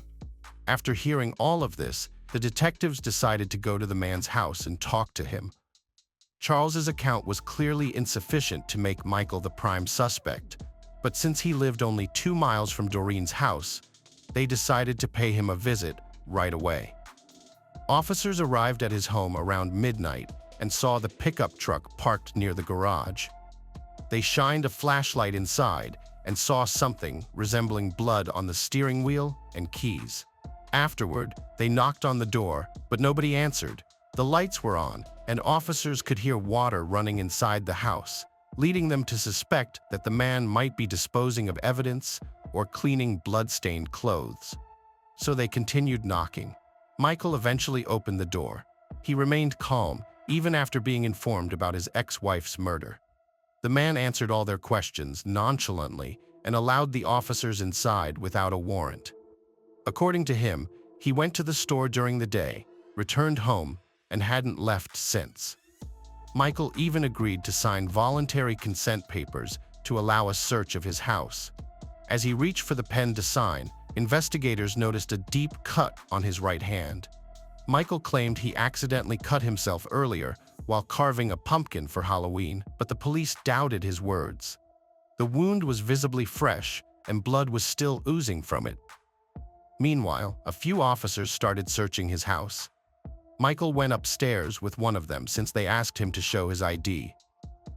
When they entered his bedroom, Michael reached for the bed headboard, but the officer immediately told him to step aside. His actions seemed suspicious. Why would he keep his documents behind the bed? When the officer approached, he saw a holster hanging on the bed headboard with a loaded gun inside. He took the weapon and led Michael downstairs to the other officers. Meanwhile, his colleagues discovered blood droplets on the floor, leading them to a washing machine in the garage and a pile of clothes with blood stains. This was sufficient for an arrest, and they took the man into custody. Afterward, detectives, along with forensic experts, scrutinized the house more thoroughly, seeking evidence that might link Michael to the murder. The analysis of the blood would take a few days, and meanwhile, the police found some new gruesome discoveries. At first, they uncovered an empty box for a machete with an 18-inch blade. Medical experts confirmed that it perfectly matched the wounds on Doreen's body. Secondly, Michael had 2 makeshift coffins in his house, leading detectives to suspect they were intended for Doreen and her husband. Additionally, the police found body bags typically used by medical staff. Considering Michael had no association with these items, it raised significant suspicion. Putting all these pieces together, the police went to the judge to request a warrant for the suspect's arrest for an extended period. Without it, they could only detain him for a limited time. However, the judge deemed the evidence too circumstantial, and as a result, Michael had to be released, and the man walked free. Nevertheless, 3 days later, the detectives got the answer from the lab. Experts found 2 types of blood at the crime scene belonging to different individuals. Blood type analysis revealed that the majority of it shared the same blood type as Doreen, with a small amount matching Michael's. Apparently, the man injured himself during the attack on his ex-wife. This time, the judge promptly issued an arrest warrant, and Michael was officially charged with the murder of his ex-wife and her unborn child. They learned he owned the exact same wolf mask found near Doreen's house on the previous Halloween. He wore it to a party, and police even discovered a photo of Michael wearing the mask to eliminate any doubts. They found in his home the exact clothing he wore in that photo. But the story of the mask didn't end there. To further strengthen the case, police interviewed all of Doreen's neighbors about that evening. It turned out that children going door to door for candy saw an adult man wearing a wolf mask standing across the street from the victim's house, staring at it. Michael's trial began in July 1988, 4 years after the murder. Initially, he pleaded guilty, but later changed his plea. He didn't deny committing the murder, but claimed innocence due to mental health issues. A psychologist assigned to him concluded that he indeed had serious mental problems. Michael told the psychologist that witnessing other kids joyfully trick-or-treating on Halloween reminded him of Paul's death, triggering his breakdown. According to Michael, he went to Doreen's house with a machete on that evening. When she opened the door, he said, "You killed my son," and added that he intended to murder her. She immediately recognized him as the man behind the mask, screamed for her daughter to run, and in the next second, Michael attacked her. Michael insisted that he was unaware of Doreen's pregnancy, a claim that seemed hard to believe, as her friends insisted it was impossible not to notice her pregnancy before the tragedy. They even joked that because of her belly, Doreen had become broader than taller. The prosecution argued that the man was fully aware of his actions and had planned the crime in advance. During the investigation, detectives discovered he had told friends about his desire to kill his ex-wife and her husband, then dispose of their bodies in the bay. Given that they found 2 body bags in his home, the prosecution suggested he intended to carry out this plan, but changed his mind for some reason. Perhaps he panicked or feared staying in the house too long, thinking he might get caught. Doreen's daughter Diana also testified at the trial. At that time, She was 9 years old and still vividly remembered what happened. Charles didn't want his daughter to go through such a traumatic experience, but she was the only witness. The trial spanned a year, and in the end, the man was found guilty of murdering Doreen and her child. Michael was sentenced to death, but while he awaited execution, California imposed a moratorium on the death penalty. As a result, Michael remains behind bars to this day, and his sentence is unlikely to be carried out anytime soon. Many years later, Diana revealed that this murder haunted her throughout her life, never allowing her to forget that horror for a moment. Eventually, she decided to forgive Michael and try to leave it all in the past, fearing she might lose her sanity otherwise. Hello friends, welcome to our channel. Today we're going to take a look at another horrible case with you. The case of Andrew family. In the fall of 2001, another gruesome event shook Oklahoma City. This city, situated in the heart of what's known as the Bible Belt, a region famed for its religious and conservative values. Despite these values, this part of America grapples with high rates of crime, divorce, and teenage pregnancy. The heinous crime within Andrew's family both saddened and outraged the community of faith, adding to this unfortunate catalog. On one rainy October morning, an unusual phone call rang in Robert Andrews' office, who was then the senior vice president of a renowned advertising company. The caller claimed to be a doctor at a local hospital and informed him that his wife, Brenda Andrew, was in critical condition. In a panic, Robert rushed to his car and sped towards the clinic. While driving, he noticed something alarming. When pressing the brake pedal, his vehicle would not stop. After running through a red traffic light and narrowly avoiding disaster, he managed to pull over to the side, miraculously unharmed. He called for a cab right away and hurried to the hospital, only to find that his wife was not listed as a patient there. Concerned and bewildered, Robert took his car to a repair shop for inspection. The technician revealed that the brake hoses had been cut deliberately. Astounded and speechless by this revelation, it became clear that someone intended to endanger his life with meticulous planning. Piecing together all these details, Robert headed straight to the police station. He informed law enforcement officials about someone's attempt on his life and indicated he had a strong suspicion about who might be responsible. Robert and Brenda Andrew were often regarded as an inseparable couple during their 17 years of marriage. Together they shared 2 beautiful children and seemed united in their family life. The couple was deeply religious, so they raised their children with strong faith and morals. Together, they attended church and actively engaged in charitable activities. To the average observer, their union appeared happy and stable. However, in October 2001, their family faced turmoil.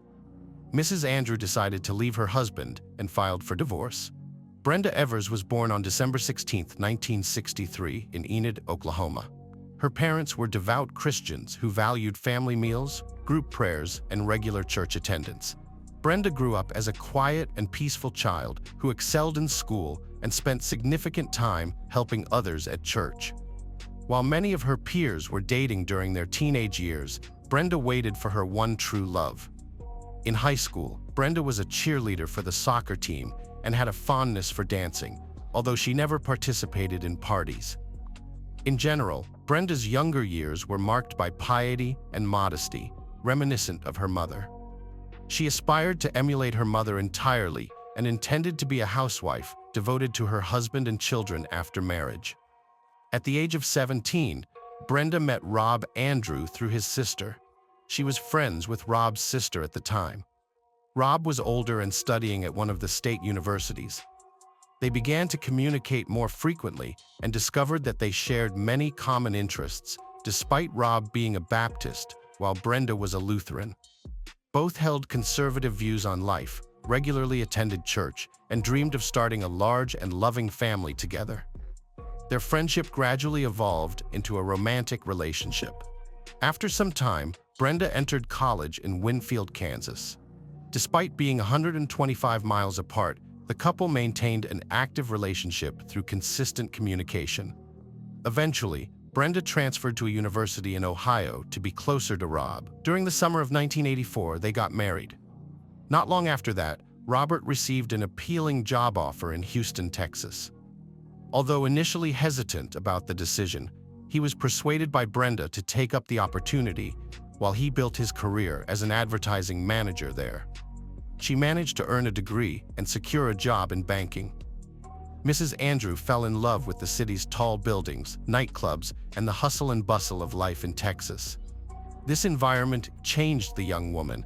She shed her excessive modesty, began taking care of herself, wore fashionable clothes, and embraced makeup. Her social circle expanded significantly. However, her husband was not pleased with these changes.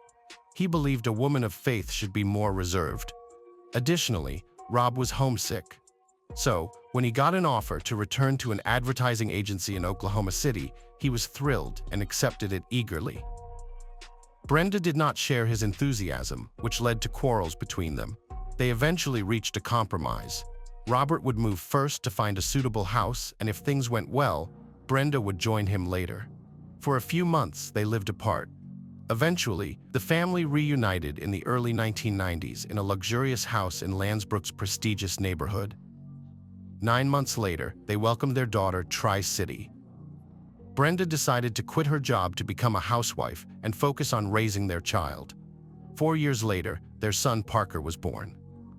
The family seemed to have it all: love, children, home, and financial stability. But then something tragic occurred on November 20th, 2001, just days before Thanksgiving. Rob had planned to visit Brenda's house to pick up the children for the holidays. Arrangements were made in advance, as the couple had divorced by then. That evening, Brenda met him at the doorstep and requested that he help with some faulty equipment in the garage. As Rob bent down to inspect it, he heard footsteps behind him and turned towards the noise. A gunshot suddenly rang out, and he fell wounded onto the concrete floor. Around 6 p.m., emergency services received a call from Brenda Andrew reporting this incident. She reported that she was injured and her husband was dead. An ambulance immediately rushed to the scene.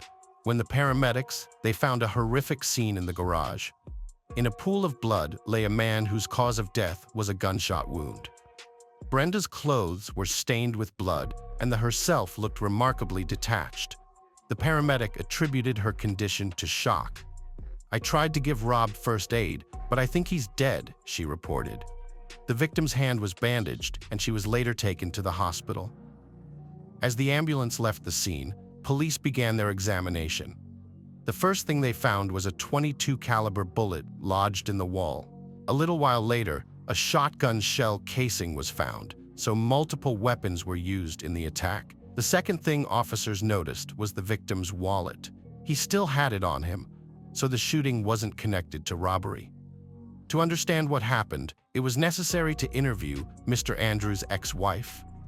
Brenda explained the reason for their meeting and said that while they were busy, 2 masked armed men entered the garage.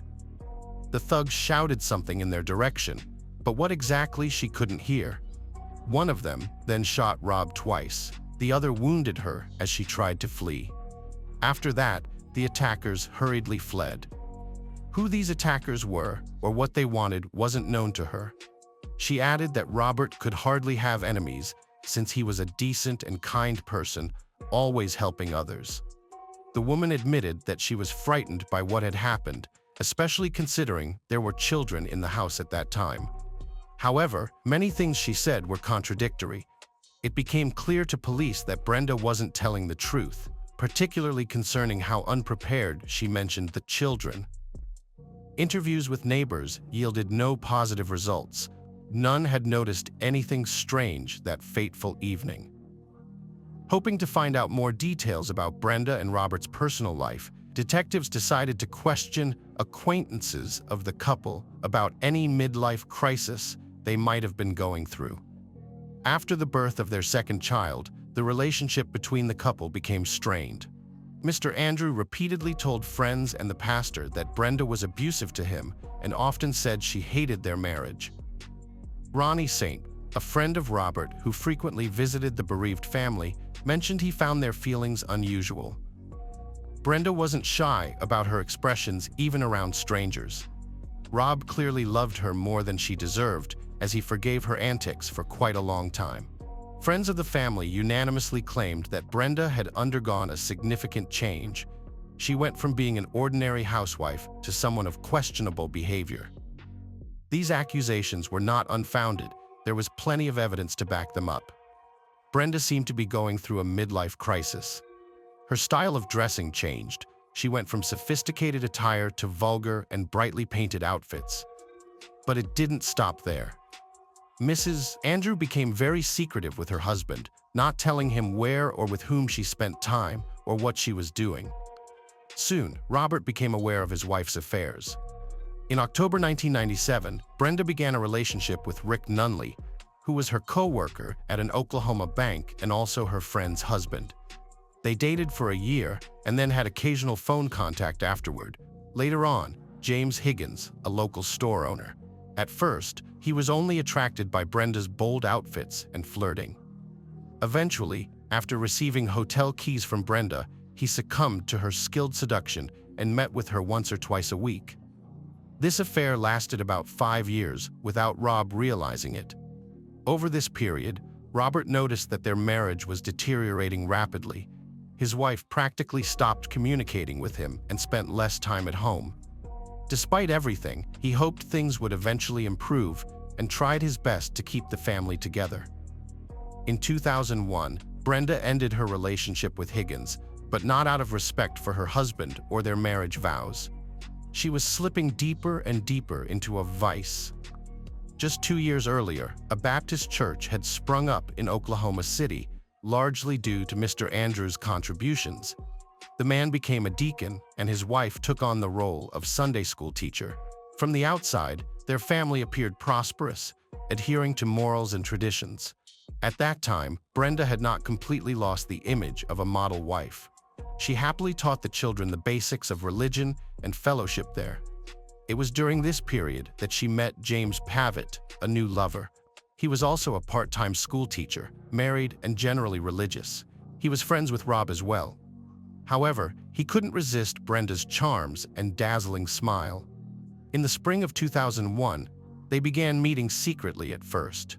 But eventually, losing all sense of prudence, they stopped hiding their feelings. Everyone in the church saw their affection for each other. Rob suspected his wife of infidelity and confronted her with a big argument. They separated around this time as James had divorced his wife. Rob still harbored hopes of restoring their family, but Brenda was resolute in her decision and even filed for divorce. Shortly after this event, there was an odd call to Mr. Andrews' office, followed by a shocking car malfunction that suggested an attempt on his life. Rob suspected the sweet couple and reported it to the police. In addition to teaching at school, James Pavitt also worked as an insurance agent. In the summer of that year, he took out an $800,000 insurance policy on Mr. Andrew, with Brenda as the sole beneficiary. Officers delved into investigating the bizarre attack on Mr. Andrews' family and also looked into the relationship between Brenda and James. They discovered incidents involving tampering with car brakes as well. Detectives pieced together these events carefully. Brenda's involvement in plotting her husband's death became more apparent with every uncovered fact. In addition, a new suspect emerged in the case, her newfound lover. Investigators then discovered that 2 weeks before the garage incident, Rob Andrew visited the insurance company.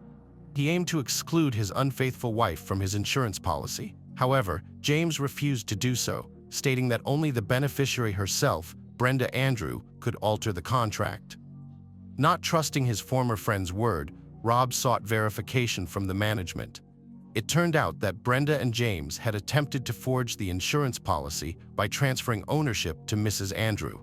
Rob's signature was falsified, and it was dated retroactively. Mr. Andrew was assured by Pavitt's superiors that he still owned the policy and only the policyholder could change its terms. James became very angry upon learning of this incident, as it led to his dismissal. Investigation officers also discovered that Robert possessed a 16-gauge shotgun when he moved out of his house. Brenda did not give him back this weapon. During a search of Andrew's home, the shotgun was strangely absent. Meanwhile, an inspection at a neighbor's house yielded an unexpected result. A fired shell casing from the sought-after shotgun was found on their bedroom floor, and several .22 caliber bullets were discovered in their attic. At the time of the crime, the couple wasn't home, and no signs of forced entry were noted. Mrs. Gigstad admitted that Brenda Andrew had access to their spare key. Another significant piece of evidence came from Joanna Larson, Pavitt's daughter. On the day of the crime, she lent her father her car for repairs. However, when James returned it, Joanna noticed it wasn't fixed and discovered a .22 caliber bullet inside the vehicle. She further admitted that her father instructed her to dispose of it. When she informed him about it, investigators discovered that James had purchased a handgun the week before the attack. Consequently, detectives planned to question the sweet couple.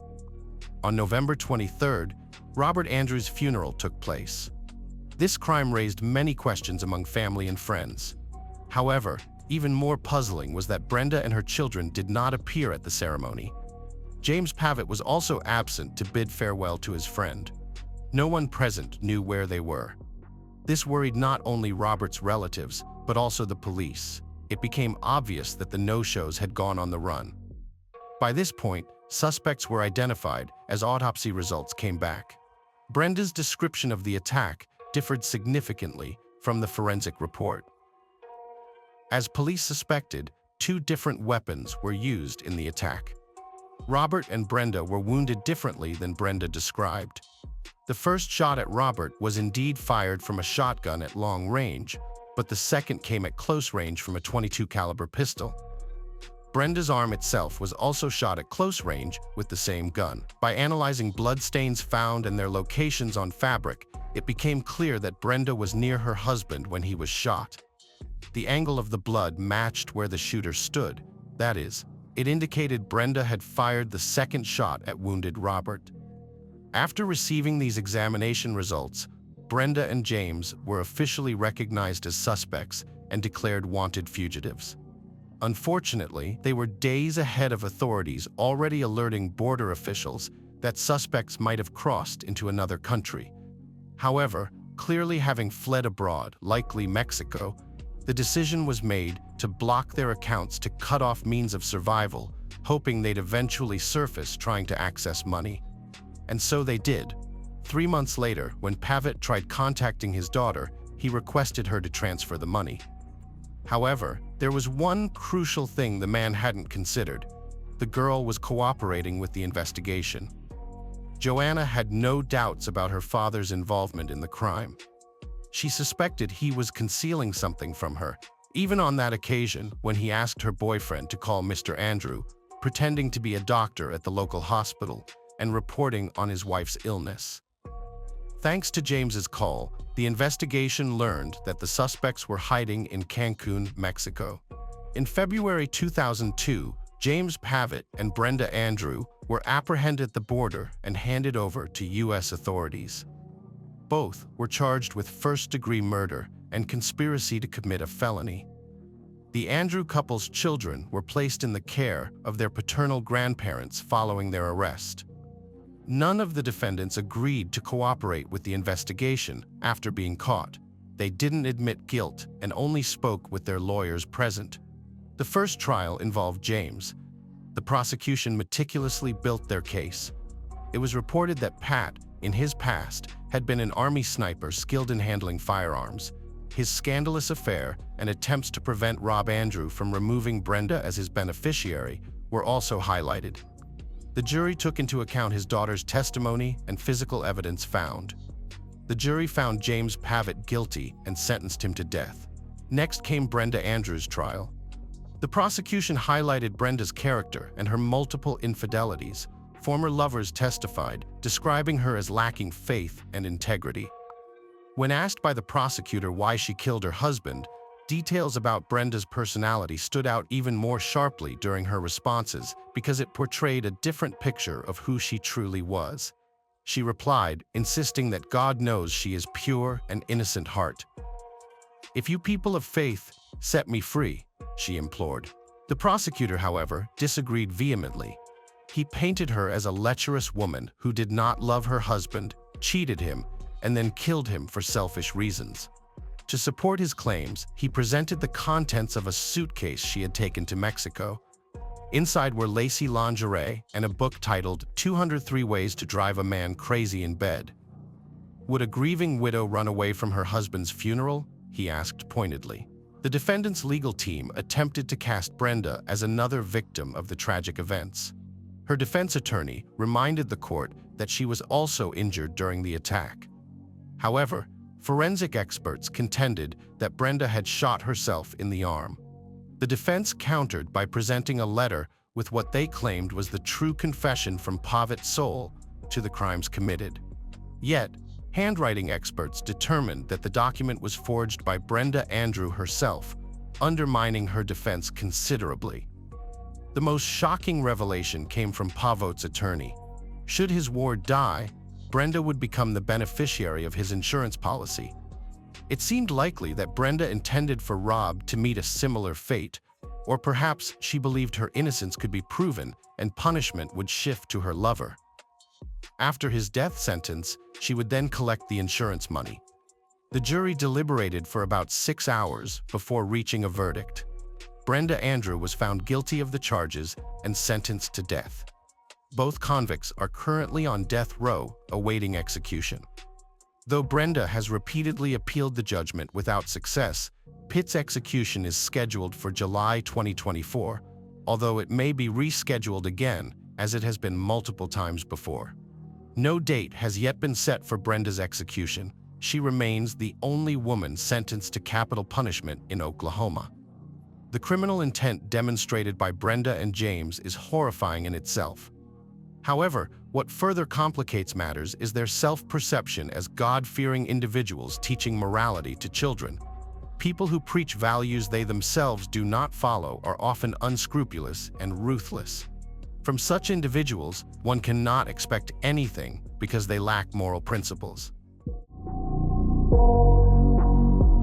Welcome to my channel.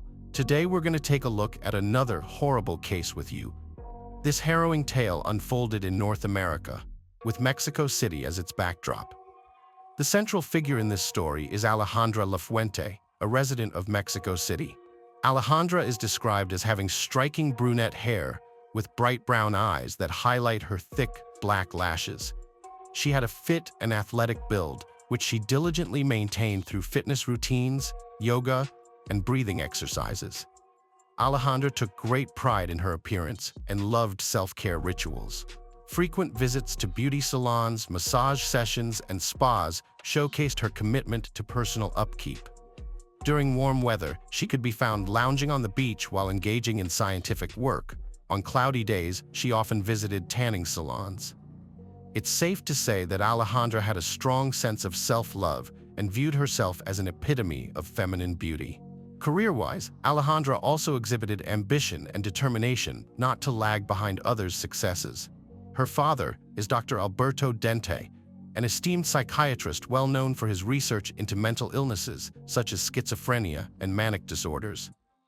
Notably revered for both his scientific contributions and experiments with patients, which many view as groundbreaking, Dr. Dente's achievements set high standards for Alejandra, who aspired to attain similar levels of success.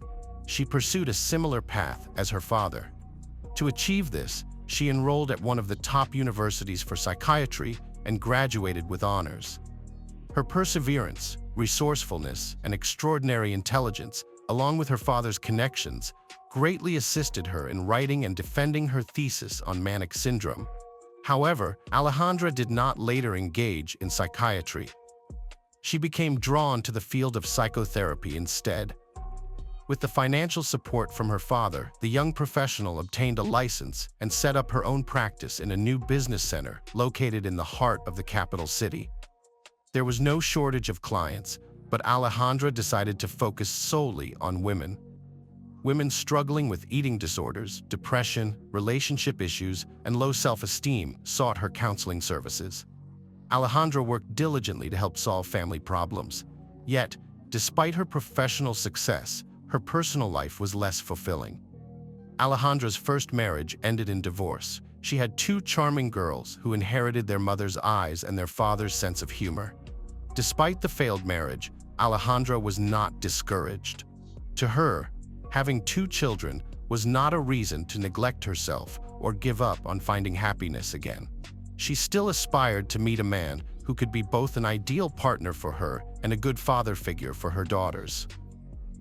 Sometime after their separation, Alejandra's ex-husband would visit their home on weekends to spend time with their daughters and assist Alejandra with household chores if necessary. These visits had become routine for the couple. On one such visit, Alejandra asked him to enter through the backyard because she claimed that the lock on the front door was jammed. The man entered as requested. Alejandra told him that their youngest daughter was bathing and asked him to join them in the bathroom without suspecting anything amiss. The man entered the bathroom and saw tape on the floor. Where was his daughter? The bathtub was filled, but no one. Suddenly, right at that very second, he sensed something was terribly wrong. His ex-wife stood behind him with a hammer in her hand. She struck him on the head with all her might, then delivered another blow. He fell instantly. A gaping hole in his skull poured blood everywhere. Later, experts determined the man had no chance to save himself. Death came almost immediately after the first blow from the heavy weapon.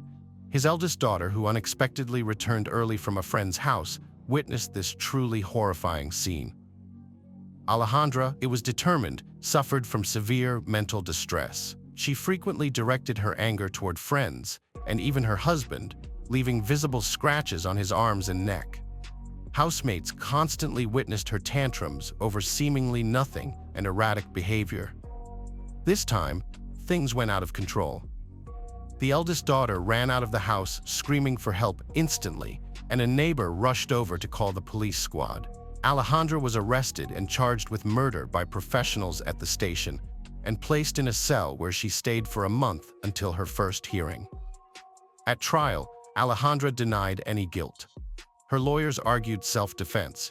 According to them, her ex-husband was intensely jealous of Alejandra and falsely accused her of bringing men into the house, delusions that could affect their little girl's psyche negatively. She said that he showed up unexpectedly at his ex-wife's house, sneaking through the back door to catch her with another man. When he found Alejandra in the bathroom, he allegedly pounced on her and she had to defend herself, resulting in 2 blows to his head. On June 14, 2012, the sentence was handed down. Considering the evidence presented by the defense and the presence of 2 minor children, Alejandra was sentenced to 1 year and 4 months. Thanks to the coordinated work of lawyers and the financial support of her father, the term bars was replaced with a suspended sentence. A couple of months later, an appeal was filed again with a request to drop the charges with by. The argument is assault in self-defense.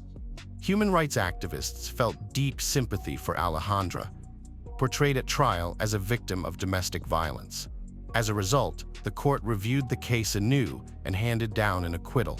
Following her release, Alejandra continued her psychological counseling. She also maintained an image as a victim of gender inequality, fighting for her rights, just like many women in North America do. Ultimately, this portrayal made Alejandra even more popular among potential clients. Soon after, Maria Alejandra met Alan Carrera, a prominent Mexican businessman and son of Adrian Carrera Francis. Alan was tall and handsome with a statuesque stature. His father had been head of special services for the Central District and achieved considerable success in his career. Quickly, Alan expanded his business, creating a chain of construction stores that popped up all over the country. However, not all parts of Alan's business were above board. Some aspects were deeply entwined with criminal activities, which led to his father's removal from his position after one financial fraud incident was uncovered. Additionally, Alan had ties with a criminal group engaged in transporting psychotropic substances to the United States. The base for this illicit operation was located in a border town and guarded by bribed police officers. This group controlled a significant portion of psychoactive substance trafficking in the South. Evidence finally tied Alan's father to these illegal activities. Under pressure during interrogation, he gave a statement implicating himself and faced a potential 20-year prison sentence due to these revelations. On July 18, 2000, Adrian Carrera was released early. Following his release, he dedicated all his time to his son and legitimate business. His son grew up quickly, adopting his father's views and experiences. After graduating from college, Alan Carrera decided to follow in his father's footsteps and Alan showed a keen interest in a household appliance store. Despite his young age, he managed it entirely on his own.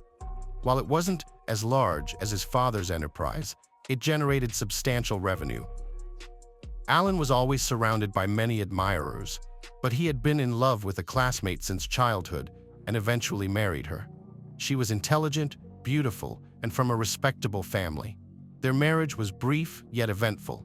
They had a lovely daughter together. However, the demands of work and Alan's frequent absences led to their divorce. The separation was extremely difficult for him, as he had loved her since high school. Subsequent relationships failed to bring him joy, leading to feelings of loneliness and sadness that resulted in excessive drinking. Alan developed a harmful habit as he tried various ways to cope with his prolonged depression and affinity for alcohol, attending meetings. Eventually, fate brought him to renowned psychiatrist Dr. Alberto. Interestingly enough, Dr. Alberto was the father of Maria Alejandra, Alan's ex-wife, who was also navigating through a challenging divorce herself. Despite their separation, she couldn't allow herself to be close to anyone else either. Maria Alejandra also sought counseling from a therapist. However, Dr. Alberto explained that ethically he could not treat both her and Alan simultaneously. He recommended she see another professional therapist without disclosing that this therapist would be Alejandra, his daughter. He was described as a pleasant man and quite wealthy. Without much thought, Alejandra asked her client to bring her ex-husband for another consultation. According to the therapist, she could resolve their issue in a single session and break the strong bond between the former spouses. From the first moments of the confidential session, Alejandra began implementing her plan to seduce the entrepreneur. The results were immediate. Right after the session, Alan invited the therapist for a cup of coffee to discuss family problems. Quite rapidly, an affair developed between them. Soon enough, Alan's ex-wife discovered their relationship and was shocked. She even considered reporting the incident to the doctor's ethics committee, but ultimately did not. Alejandra, being a very competent specialist, managed to convince her client to let go of her jealousy and move on from her former spouse. As a result, Alan's ex-wife decided not to file any complaints and discontinued their sessions. Meanwhile, Alan and Alejandra's relationship progressed quickly. A few months after their first date, they decided to move in together. 2 months later, they decided to formalize their relationship. However, Alan had no inkling of his fiancée's hidden secrets or the reasons behind her divorce from her ex-husband. In April 2014, Alan decided to visit his parents over a weekend and used the opportunity to talk about his beloved and their upcoming wedding. Alan's parents were extremely surprised by this news so late in the process. They had never heard of Alejandra before, which struck them as very unusual. A week after meeting with his parents, Alan and Alejandra registered their marriage. Interestingly though, Alejandra asked her husband not to invite friends and relatives. No invitations were sent out at all. The wedding was intended to be modest due to budget constraints, which did not permit inviting everyone they would have liked. However, as it turned out later, the bride's father did attend the marriage ceremony. Initially, the young couple's life seemed like a fairy tale, full of happiness and numerous plans and desires. But this didn't last long. Alejandra couldn't conceal her hysterical character, which foreshadowed the horrifying conclusion of this story that no one anticipated. The relationship between the newlyweds began to change dramatically. Alan was a rather secretive person and didn't share details of his personal life with friends. Consequently, little was known about what happened behind their closed doors. Nonetheless, it became evident that their former relationship had developed significant cracks, and the couple no longer appeared as happy as they once were. After meeting Alejandra, Alan distanced himself from his family. The final quarrel was the wedding to which his parents were not invited. After this event, they even ceased calling each other. Alan's remaining friends noticed that his spouse grew increasingly nervous and sometimes behaved inadequately, quickly losing her temper. Following a few such incidents, Alan felt deeply ashamed and decided to minimize joint meetings. Quarrels in the family occurred daily and were almost always unfounded. One evening, according to her own testimony, Alejandra decided to go through her husband's cell phone and discovered correspondences with several women containing inappropriate content. Understandably, it was impossible for her to ignore such things. Alejandra reported in court that her husband beat her, insulted her, and humiliated her in every possible way. When she discovered his infidelity as well, saving the marriage seemed pointless. For reasons unknown, Alejandra did not pursue traditional methods of psychotherapy to try and salvage the relationship. Instead, consumed by thoughts of her husband's cheating, she resolved to deal with Alan using a method already familiar to her. Once she made this decision, all her attention focused on devising a perfect murder plan. While Alan went about his regular, measured routine, he remained oblivious to the looming events. He communicated infrequently with his family. However, he couldn't ignore the annual feast celebrating his grandfather's birthday. As expected, Alan attended the event. Nevertheless, his parents made it clear that his wife wasn't welcome in their home. This situation upset Alejandra and worsened the couple's relationship. On October 31, 2014, Alan's phone last sent a text confirming he had arrived home safely after the party. From that moment on, his absence extended to his work too. This was highly unusual because Alan was known for his dedication to work. He hadn't missed work before, especially with an important store launch approaching where his presence was crucial. The cause of this sudden disappearance lay in Alejandra's horrifying plan executed after Alan's return from the celebration.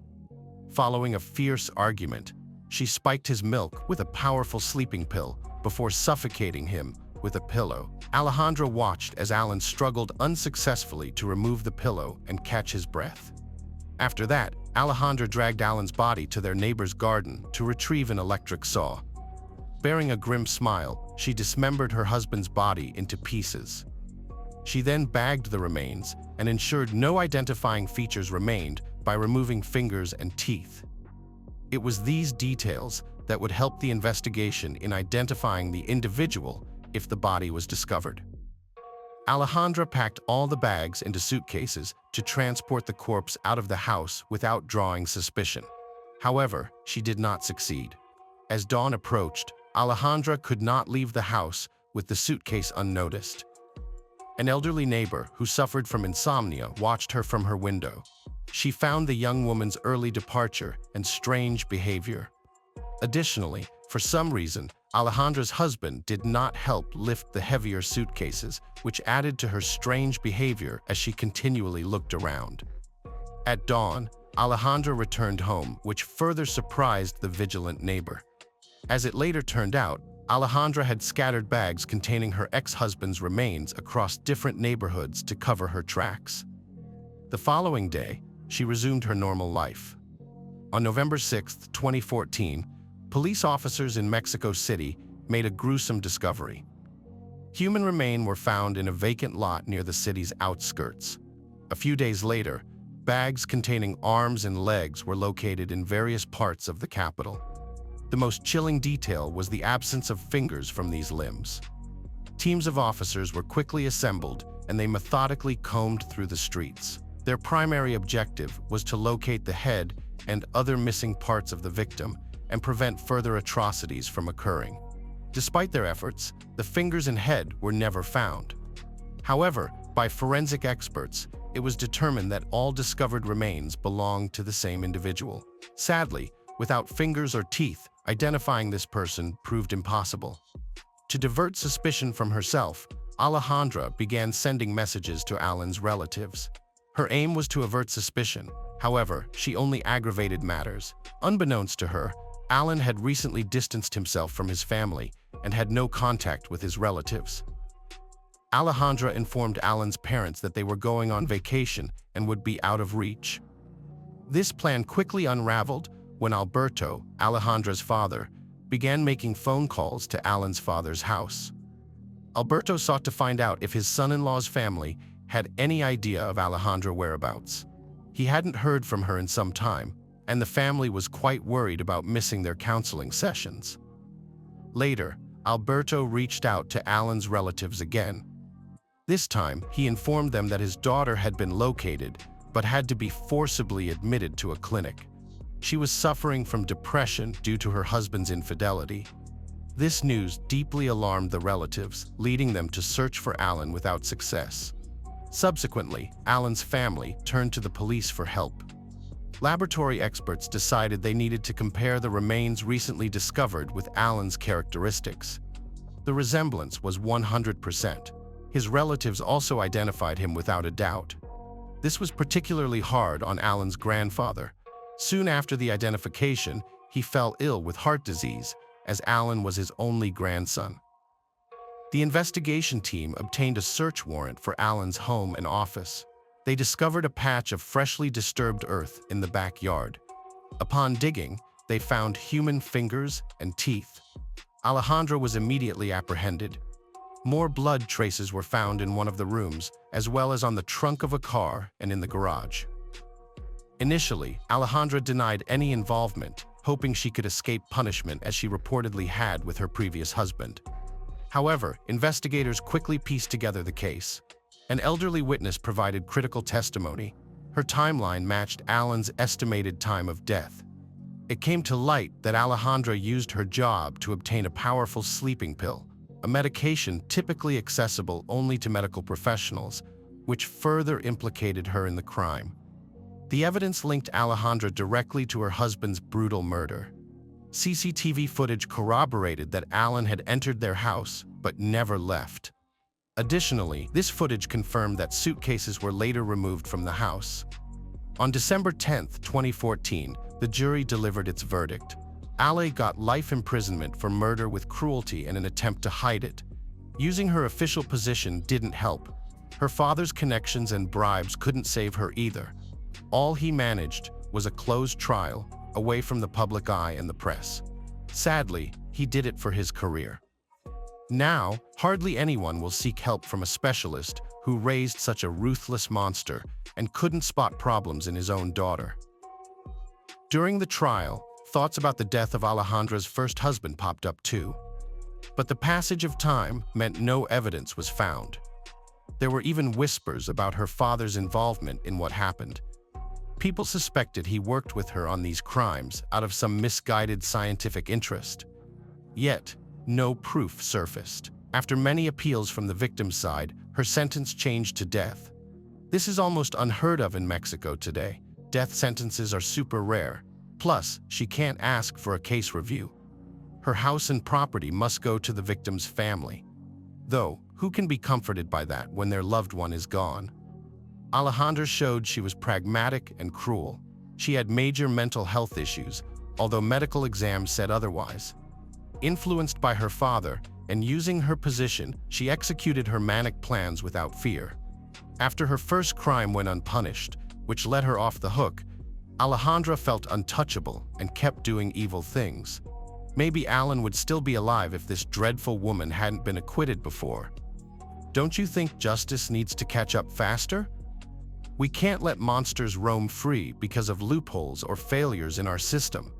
Let's ensure people like Alejandra face consequences right away so they don't get a chance to continue their wicked ways. The term femicide was first introduced in the mid-1970s, originally denoting crimes where men ended women's lives out of gender-based hatred. Over the years, however, the definition has evolved and varies across countries, depending on cultural context.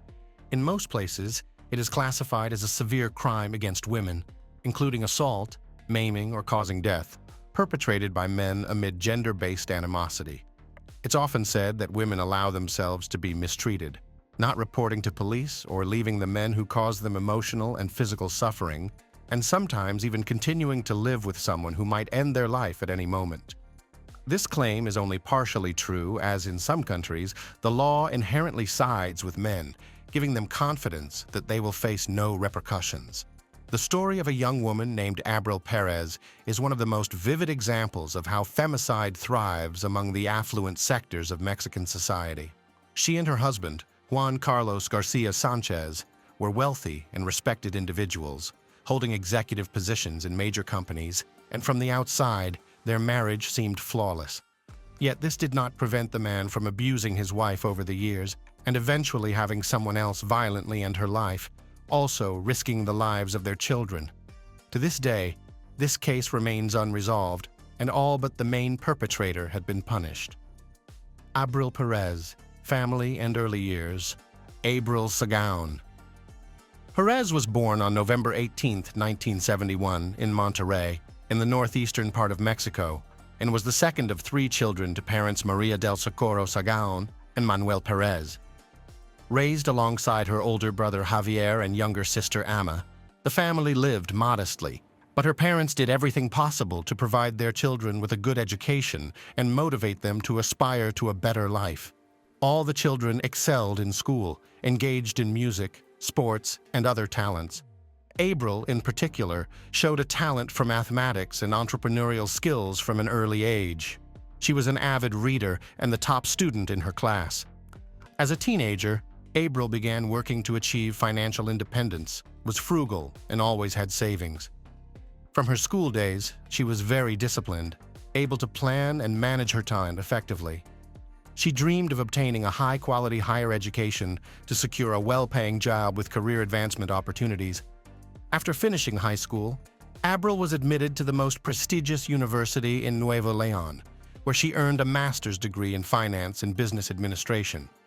Her classmates described her as smart, incredibly focused and ambitious, but also cheerful, kind-hearted, and always ready to help others. Upon graduating, Perez was hired in the sales department of one of the country's largest and fastest-growing companies. A few years later, she ventured into digital sales, a new, booming field, and realized this was her calling. Quickly rising through the ranks, she became the executive director of the company within 2 years. Abril was young, beautiful, successful, ambitious, and steadily advancing towards the life she had always dreamed of. She built a brilliant career, supported her family, and was full of plans for the future. Yet her personal life remained unsettled, which disappointed her loved ones. Nevertheless, she was confident she would find true love and live a long, happy life. Little did Perez know how her marriage to the perfect man would turn out. Meeting Juan Carlos.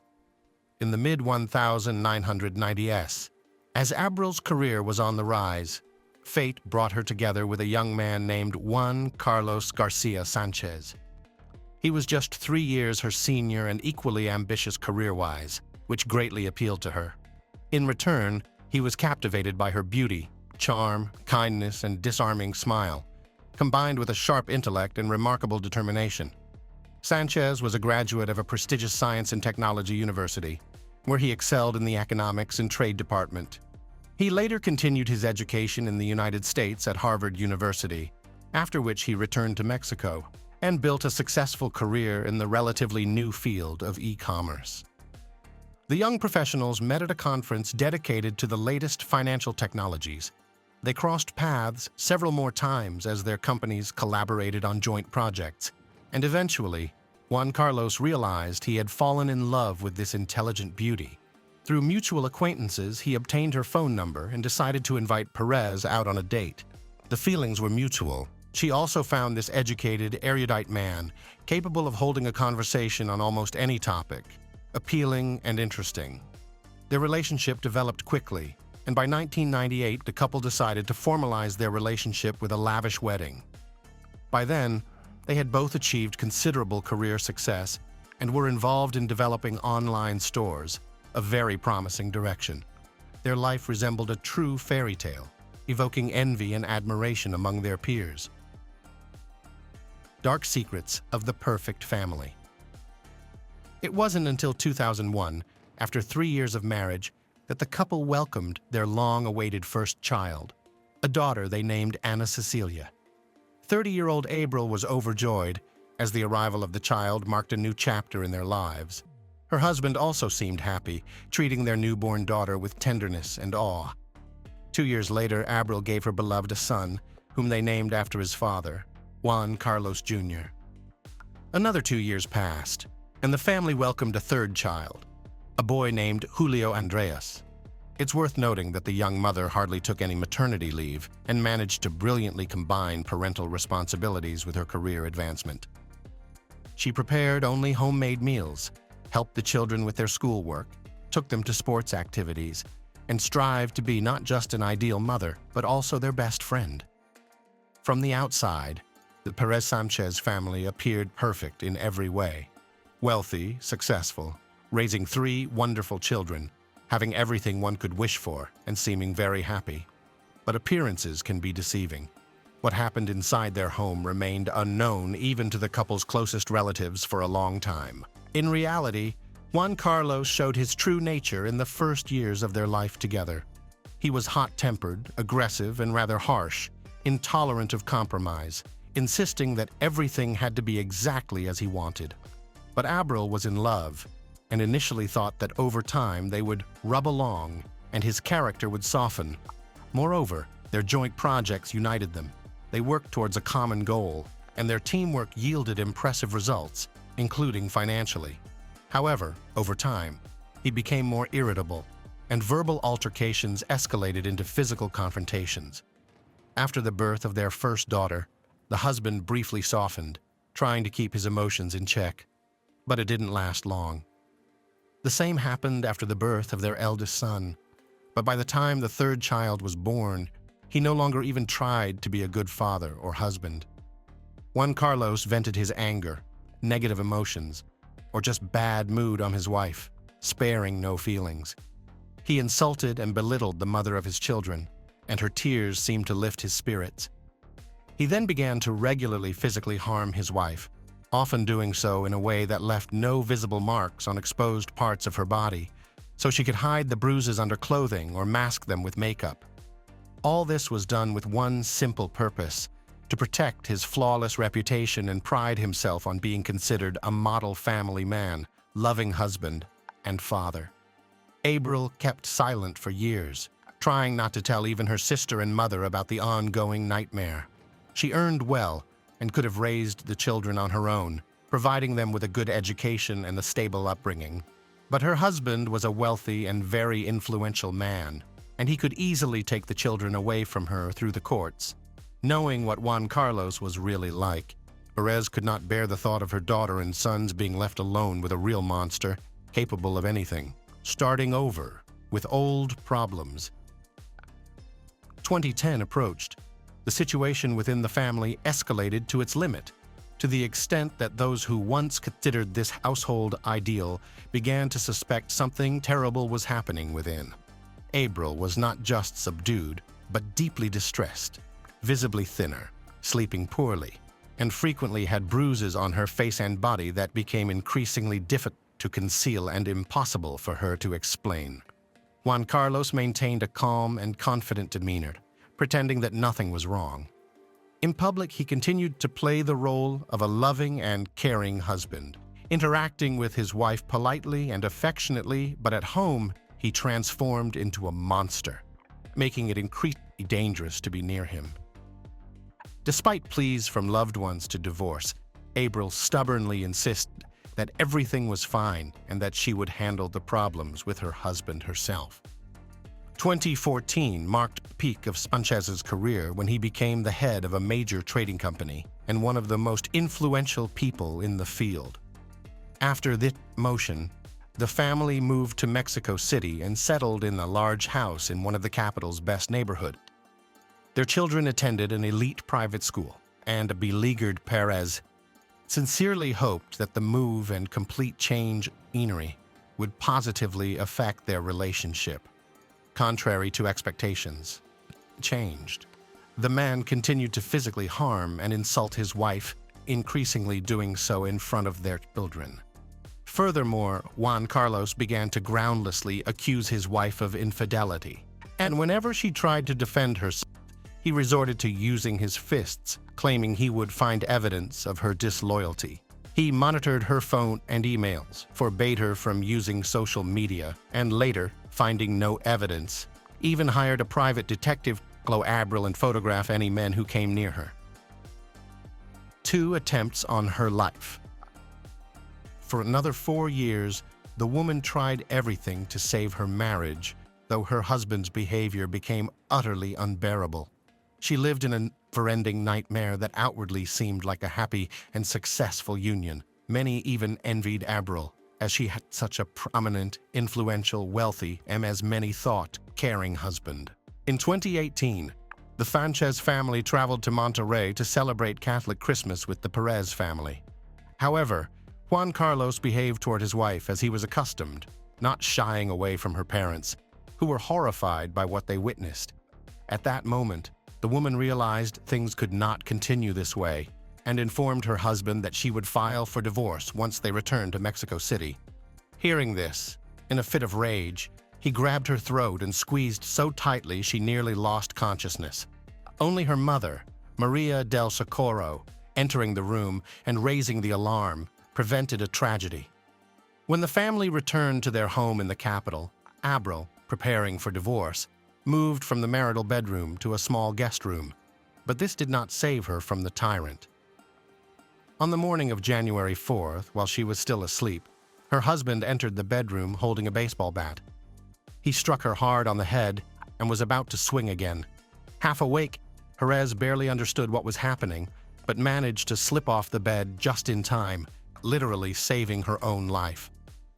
The woman began to scream, and the children ran into the room, having heard the noise. The youngest son shielded his mother with his body, while the eldest son took the bat from his father. Together with their mother, they fled the house and headed to the hospital as Abril needed medical attention. Doctors diagnosed her with a serious concussion and a deep laceration above her eyebrow, which required stitches. Marital conflict.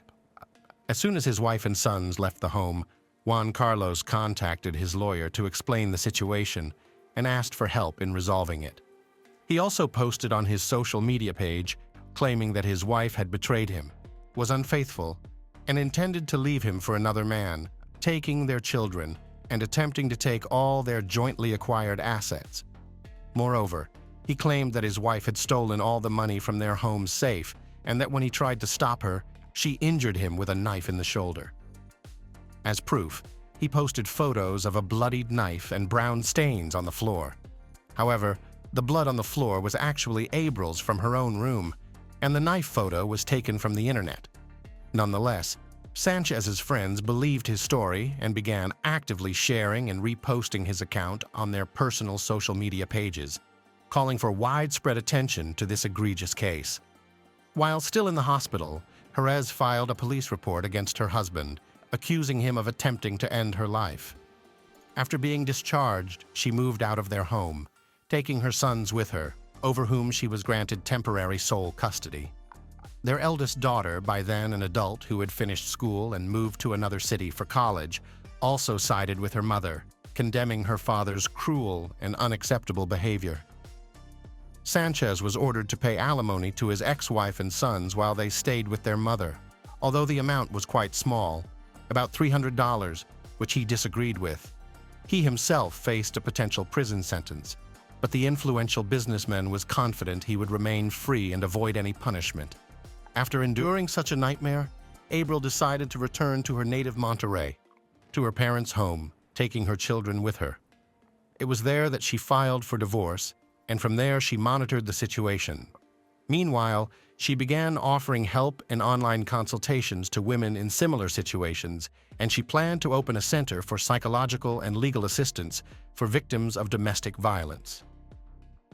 Corrupt justice system. Only in September 2019, 8.5 months after the incident, was Sanchez finally arrested on charges of femicide, inflicting bodily harm and attempting to end his wife's life. He was placed in jail, where he spent over a month, but by November of that year, He managed to appeal the pre-trial detention decision and was released. The case was presided over by Judge Federico Mas, who unexpectedly reclassified it, leading to a new trial.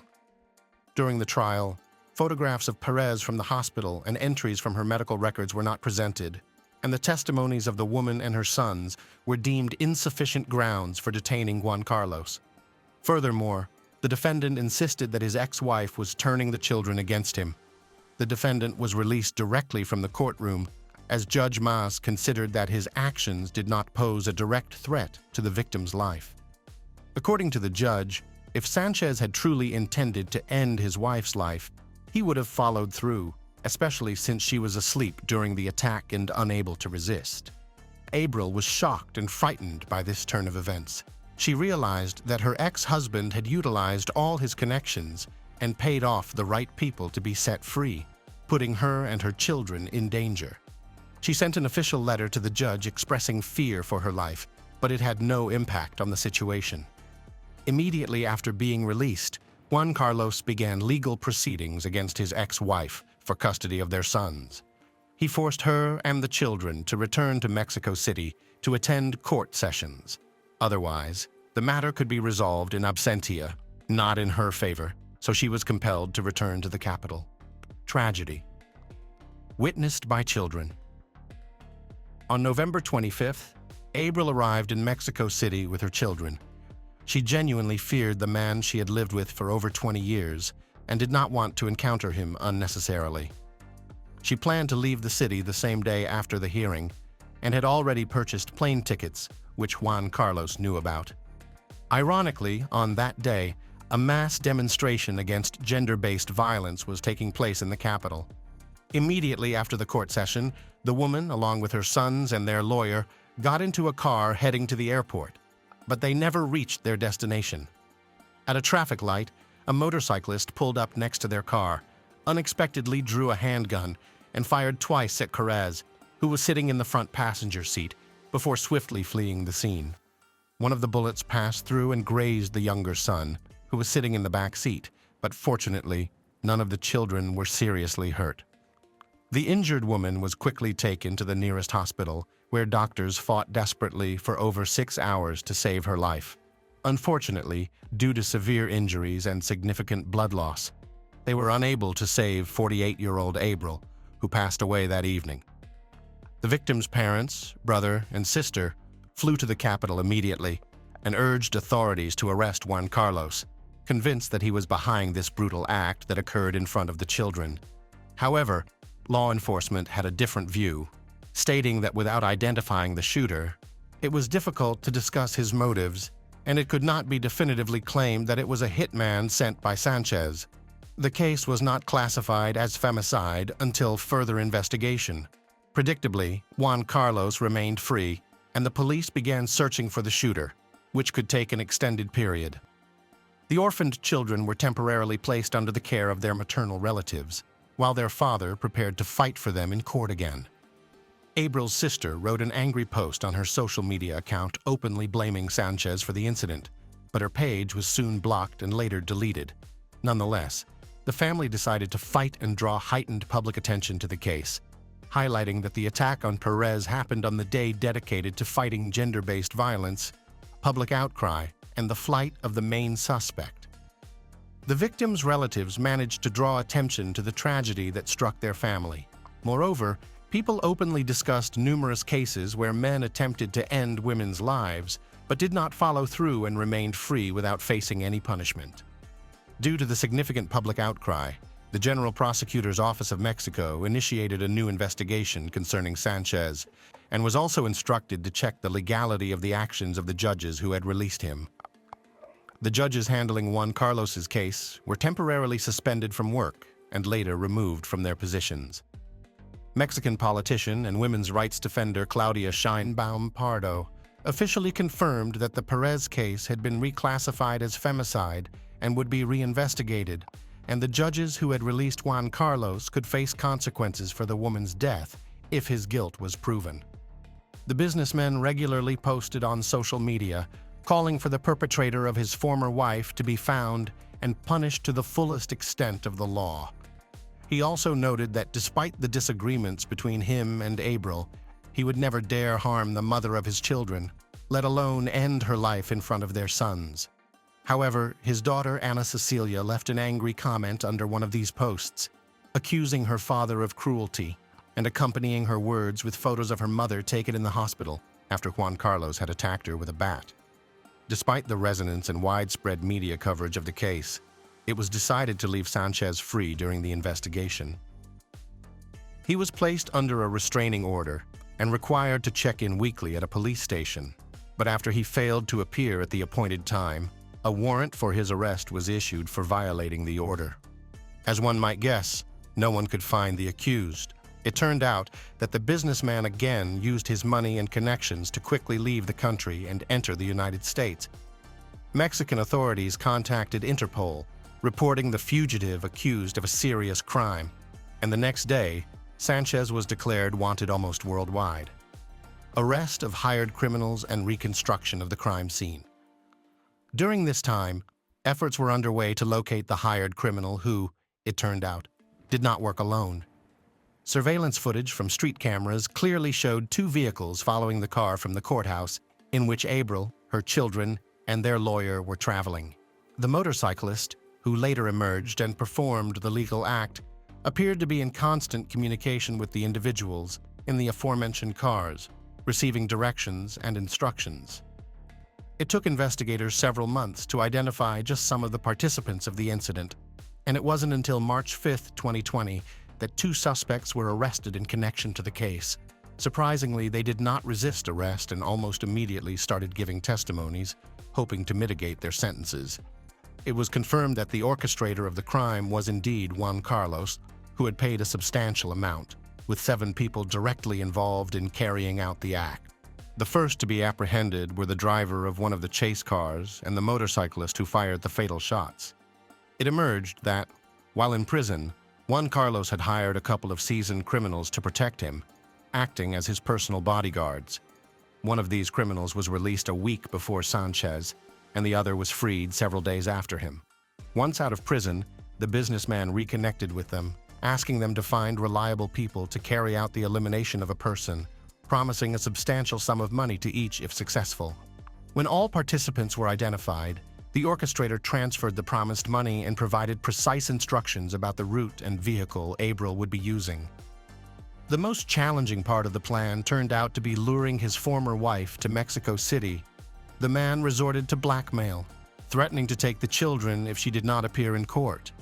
Although she complied with the court appearance, she had no intention of staying in the capital, planning to return to Monterrey the same day, and Juan Carlos knew this from his sources.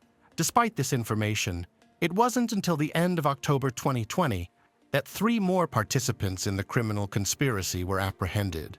Moreover, the arrest of these criminals was initially on suspicion of distributing controlled substances, and it was only at the police station that it was discovered these individuals could be involved in the high-profile crime. All arrested were part of a major drug trafficker, Juan Carlos Maldonado's gang, known as Juan Balto. He had served time with Sanchez and provided him protection, later agreeing to assist in eliminating his former wife for a hefty reward. Maldonado was arrested a couple of weeks later in November 2020. He began giving testimonies, confirming that the businessman had sought reliable individuals to end his ex-wife's life, and he agreed to help him in return for a substantial reward.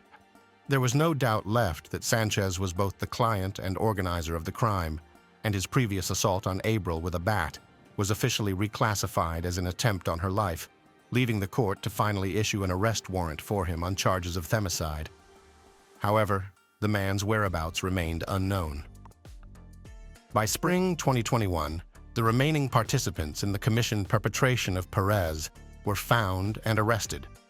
Notably, one of them was already serving a sentence for another crime at the time. Also, during extensive searches, the weapon used to make the fatal shots was found. In total, 9 people associated with the same criminal group were detained, 7 of whom were directly involved in chasing and shooting Abro. Almost 5 years after the woman's death, the main culprit and client of the crime, Juan Carlos Garcia Sanchez, remains at large, with his whereabouts still undetermined. The individual who pulled the trigger ending the life of a mother of 3, was sentenced to 52 years in prison. 2 other criminals who chased the car and coordinated the shooter's actions were also sentenced to 50 years each. The other arrested participants of the incident are still under investigation, and their fate has yet to be decided. The Sharp family lived in Victoria, Australia, a place with peaceful beaches and quiet suburban life. John Sharp, his pregnant wife Anna, and their adorable daughter Gracie seemed a happy family. But this image was soon shattered, leading to one of the most heart-wrenching cases in Australian history. In March 2004, the Sharp family home became a crime scene. Anna Kemp and her daughter Gracie vanished without a trace. Born on February 28, 1967, John Sharp grew up in a world familiar to many of us. A childhood marked by the usual ups and downs, aspirations shaped by the world around him, and the pursuit of happiness supported by his family. Raised in a community where neighbors knew each other by name and children played freely under the sun, John's formative years seemed filled with simple joys. As John transitioned into adolescence, those who knew him observed his evolution from a bright-eyed child into a quiet, somewhat introverted young man. Intelligent and courteous, yet always on the periphery as if watching the world from a distance. John was always there, but somehow apart. Like he was searching for something he couldn't quite find among the people around him. It was during these formative years that John's path began to subtly diverge, laying the groundwork for the man he would become. His silent observations, the unvoiced thoughts simmering beneath a calm exterior, might have been the early signs of an upcoming storm.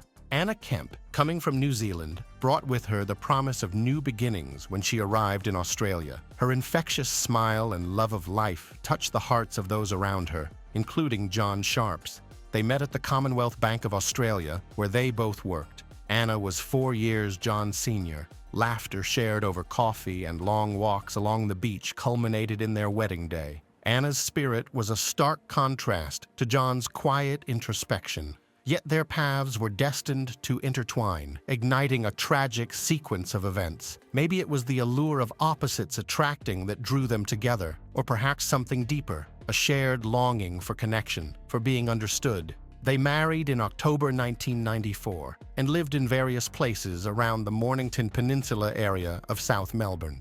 The future seemed bright, filled with endless possibilities. But behind the joys of marriage, the initial signs of strain began to emerge. The arrival of a child brings a new dawn for a family. Gracie, born in August 2002, with her innocent eyes and radiant smile, became the center of John and Anna's world.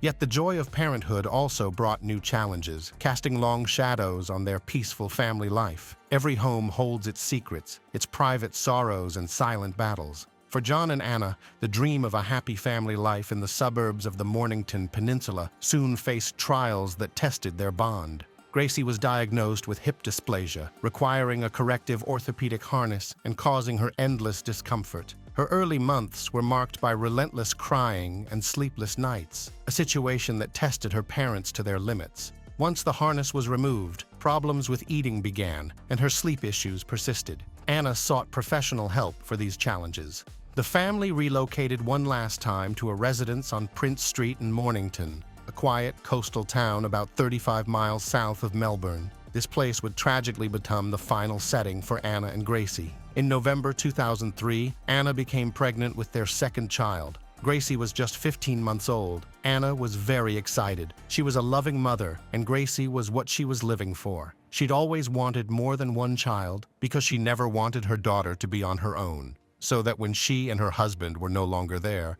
Gracie would have somebody.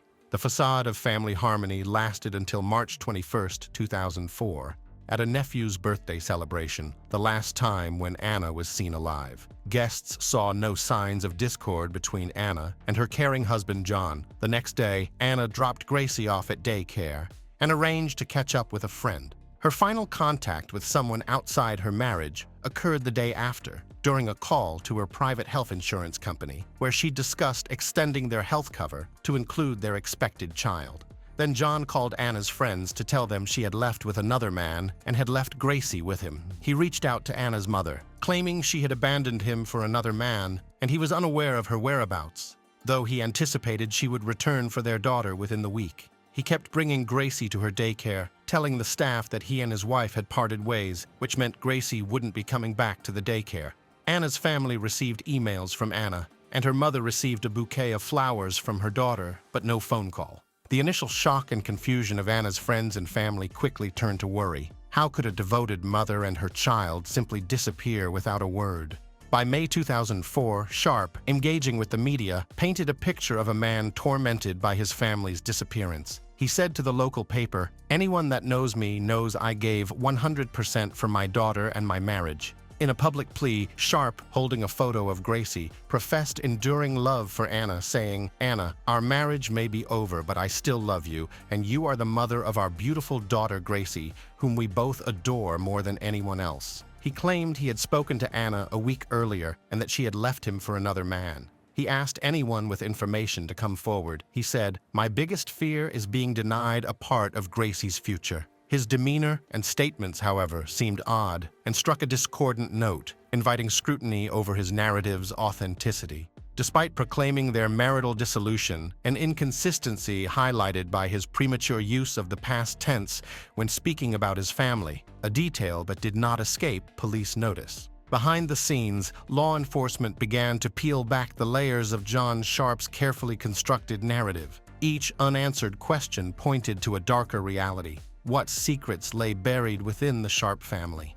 Anna and her mother used to call each other every couple of days. When Anna missed several of her calls, she grew concerned. She called Sharp, who justified Anna's absence with weak explanations like being busy taking Gracie to daycare. This made her even more worried. Anna's devout Catholic beliefs and her unlikely affair and abandonment, initially without Gracie and at 20 weeks pregnant, fueled her family's distrust toward Sharp's account, further aggravated by the impersonal email and gift without any phone contact. Upon Anna's continued absence, her mother alerted the police in New Zealand and reported her daughter missing, prompting communication with the Mornington authorities. Confronted by the police, Sharp told them Anna got into a blue car and relocated to Chelsea with their daughter, denying any knowledge or involvement into their disappearance. The search for Anna and Gracie commenced with urgency. Missing Persons Officer Narelle Fraser said detectives had to keep an open mind and not assume the mother and daughter were dead, as they had only been reported missing. She said Anna's bank account had been used intermittently, and her phone was used once or twice. "We kept thinking, is she alive?" But as days passed, hope began to fade, replaced by a gnawing realization that the answers they sought might reveal a truth too painful to bear. Sharp quickly became the main suspect since there was no evidence to support his statement. The investigation's pace quickened as new information surfaced. Friends and acquaintances came forward, their testimonies shedding light on the growing tensions behind the closed doors of the Sharps' home. One of the friends confessed. She mentioned they were going through a tough time. "I never imagined it could lead to this." The investigators increased pressure on Sharp, trying to make him nervous so that he would make a mistake. He lived like a recluse and never had guests. Their family home was ominously quiet. John was followed by undercover officers to monitor his movements. Soon there was a breakthrough in the case. To mislead investigators, Sharp periodically utilized Emma's phone and bank card, crafting an illusion of her active presence across the southeast suburbs of Victoria. However, this charade crumbled under police surveillance, capturing Sharp's attempts to conceal evidence. The surveillance caught him on camera driving to Chelsea Beach and pulling a white plastic bag from the bush next to the public toilet. He took out Emma's phone from the bag and made a call. Then he withdrew some cash from the nearest ATM. After that, he disposed of the bag with the phone and card by putting them into a trash can in Mount Martha. He then drove home and called the missing persons unit, telling them that his wife had just called him and withdrawn cash from their joint account. But the team already knew exactly what had happened. The evidence was irrefutable, pointing to a conclusion that was unthinkable. Not having enough evidence to charge Sharp with murders and being unable to determine his motive, the investigators hoped that he could lead them to the bodies. But as days passed with no action from Sharp, the decision to arrest him was made. On June 10th, Sharp faced another round of questioning by the authorities. He persisted that Anna had willingly departed on March 23rd. However, the investigators remained skeptical, noting his emotional detachment regarding his wife's supposed affair and subsequent departure with their daughter. Discrepancies in Sharp's timeline emerge. The man who claimed ignorance now appears as a master of evasion. Narelle Fraser said about Sharp, "I don't think anybody would know how John felt about anything. He was a closed book. He was very insular. He was a loner. He didn't show any emotion. He showed no personality." The investigators thought of another way to get his confession. They invited his parents and showed them the footage of John on Chelsea Beach, and then asked them to talk to their son. It is the presentation of an undeniable piece of evidence that marks the turning point in the investigation. An hour after his parents left, John began to talk as he realized the inevitability of his situation. His final barriers of denial and self-preservation eroded, revealing the truth of his psyche, a man ensnared by his own darkest impulses.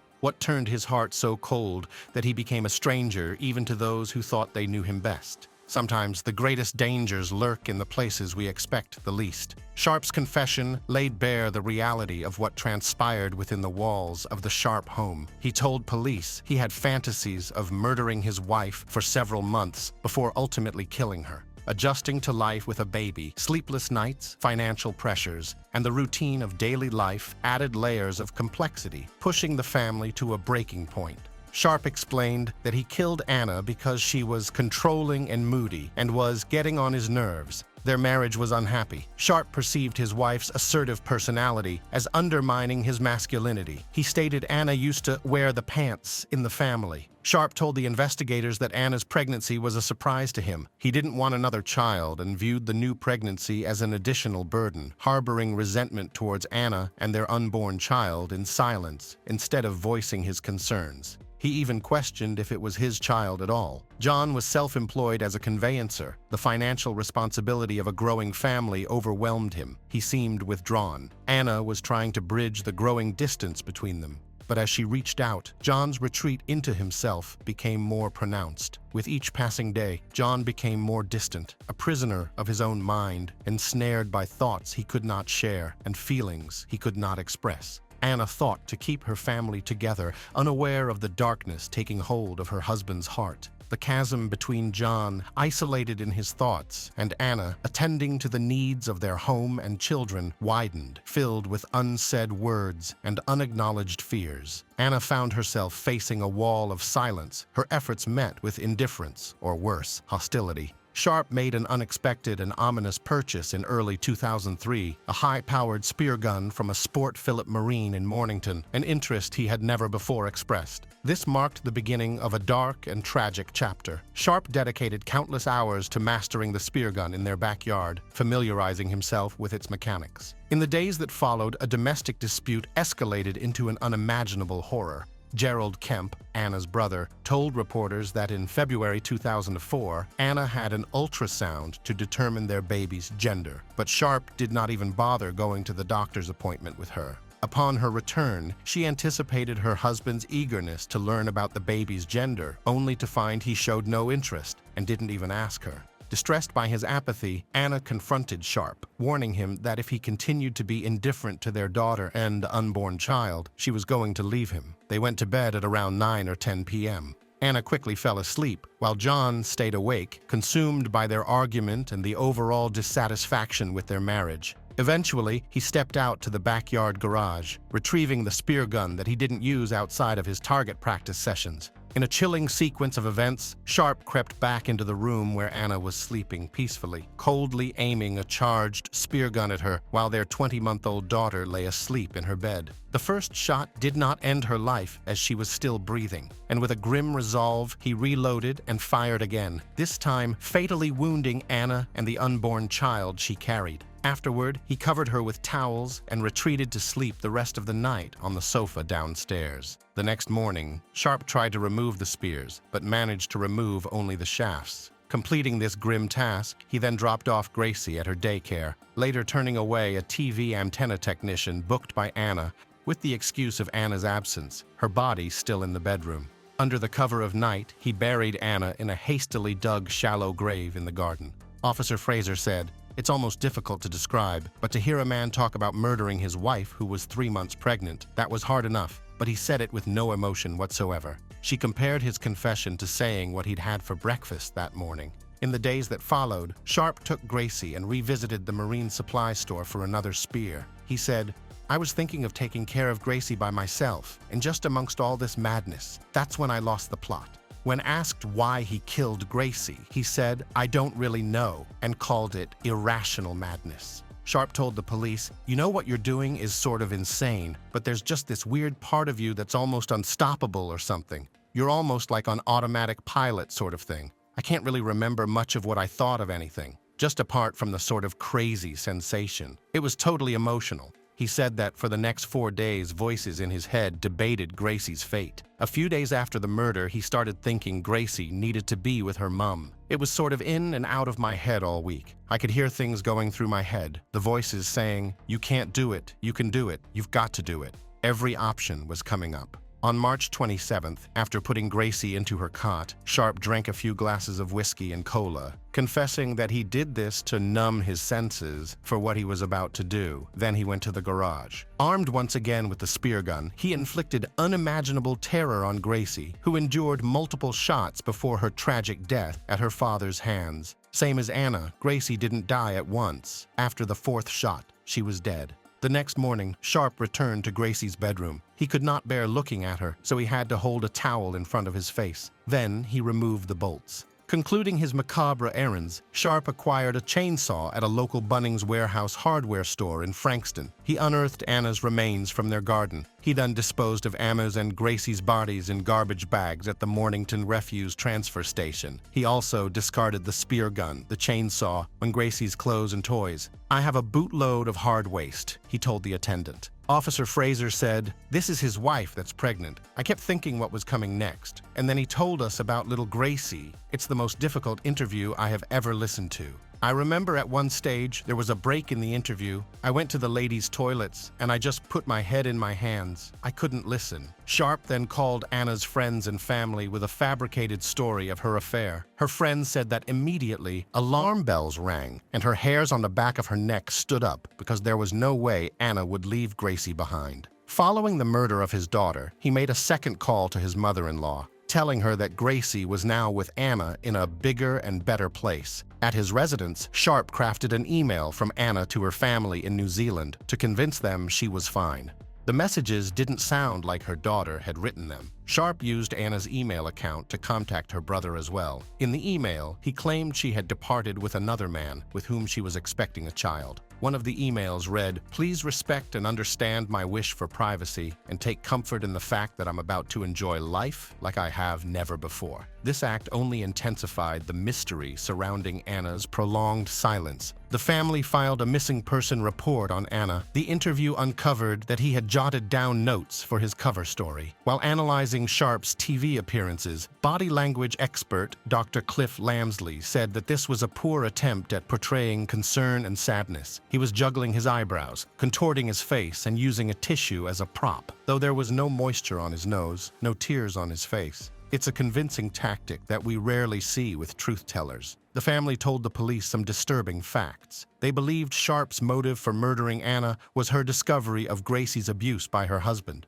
Although there was no evidence to support this theory, Sharp had a history of abusing the children of family and friends. Anna didn't know this before marrying him. One relative said, "We reckon she caught him. We think that's why he killed her." When one of Sharp's former victims became an adult, she confronted him about the abuse. In response, Sharp called her a derogatory name and told her she deserved it. The victim was tormented by the thought that reporting it earlier could have prevented the murders. Anna's brother later said that after the couple's honeymoon, she told her mother about their marriage. "I think I've made a mistake." Her brother remarked, "She just carried on with the mistake." She said there was no passion or love. Nevertheless, the couple continued their life together. An exhaustive 3-week search at a landfill in Mornington eventually led to the discovery of both Anna and Gracie's remains. Narelle Fraser was a member of Victoria Police for almost 30 years. One case she will never forget is the Mornington Monster. During the search, she spotted a blue bag. She opened it, but saw a kitchen glove. So the search continued. However, she had a gut feeling that something was wrong. So she returned to the bag. She then realized that the glove was not what it seemed. She said, "It's funny, but I knew I'd find Anna. Just an innate feeling I can't describe any better than that." And when I did find her, I couldn't leave her. I sat with the bag, waiting for crime scene to arrive. I couldn't bear the thought of her being alone in the tip without anyone with her. I've thought about it since, and I know it sounds bizarre, but I almost feel like Anna was reaching out to me. I was determined to make sure that Anna wouldn't end her life in this tip. I just knew I would find her, and I did. Soon she realized that Gracie must be close by. I put my head in my hands, and I just cried. I cried for what Anna had endured, for Anna's family, for humanity as a whole, I suppose. They were laid to rest at Green Park Cemetery in New Zealand, with Anna's maiden name, Kemp, marking their final resting place. The memorial also bears the name of Anna's unborn son, Francis. During the trial, the attorney aimed to shed light on John Sharp's psyche, his mental anguish that preceded the tragic events. Through the defense's lens, Sharp's life was depicted as being full of mounting pressures, financial strain, marital discord, and a crippling sense of entrapment. The sentencing judge said the events of the crime were too awful to contemplate and singular in its barbarity. He stated that Sharp had murdered his daughter simply so that his first crime would not be discovered, which was unspeakably callous. Forensic psychologist Carrie Dane said, "John Sharp was a quiet man, a shy man. Another way of looking at this was that he was actually quite socially inept. He didn't have much in the way of communication skills. He didn't have a lot of emotional intelligence." Psychiatrist Dr. Lester Walton had described Sharp as dependent, passive, and a retiring individual who was unable or reluctant to confront problems. Sharp believed the only way of solving his marriage difficulties was to kill his wife. The Mornington monster pleaded guilty to the murders committed against both Amma and Gracie, receiving 2 consecutive terms of life imprisonment for each, without eligibility for parole before 33 years. He will be eligible for parole in 2037. Sharp wept like a baby on hearing the verdict. He is kept under protective custody while serving his sentence, as he faces life threats from other inmates. Sharp's elderly parents said John's crimes were horrific. He has given himself a life sentence for what he has done, and he will live with this for the rest of his life. One of Sharp's nieces said that his crimes have stolen 3 beautiful and precious lives. Sharp's crime is considered Victoria's worst case of familicide. Investigator Shane Brindell said, "It's a healing process for us as much as anyone else, and with the passage of time that gets a little easier. But it certainly makes you appreciate your own circumstances, your own family, and cherish every moment that you have with them, knowing that there's people out there that resort to these sorts of means to eradicate their own families. Just makes you know how special and important your own families are." I'd love to read your comments on the case. Please subscribe if you haven't yet, and stay in touch.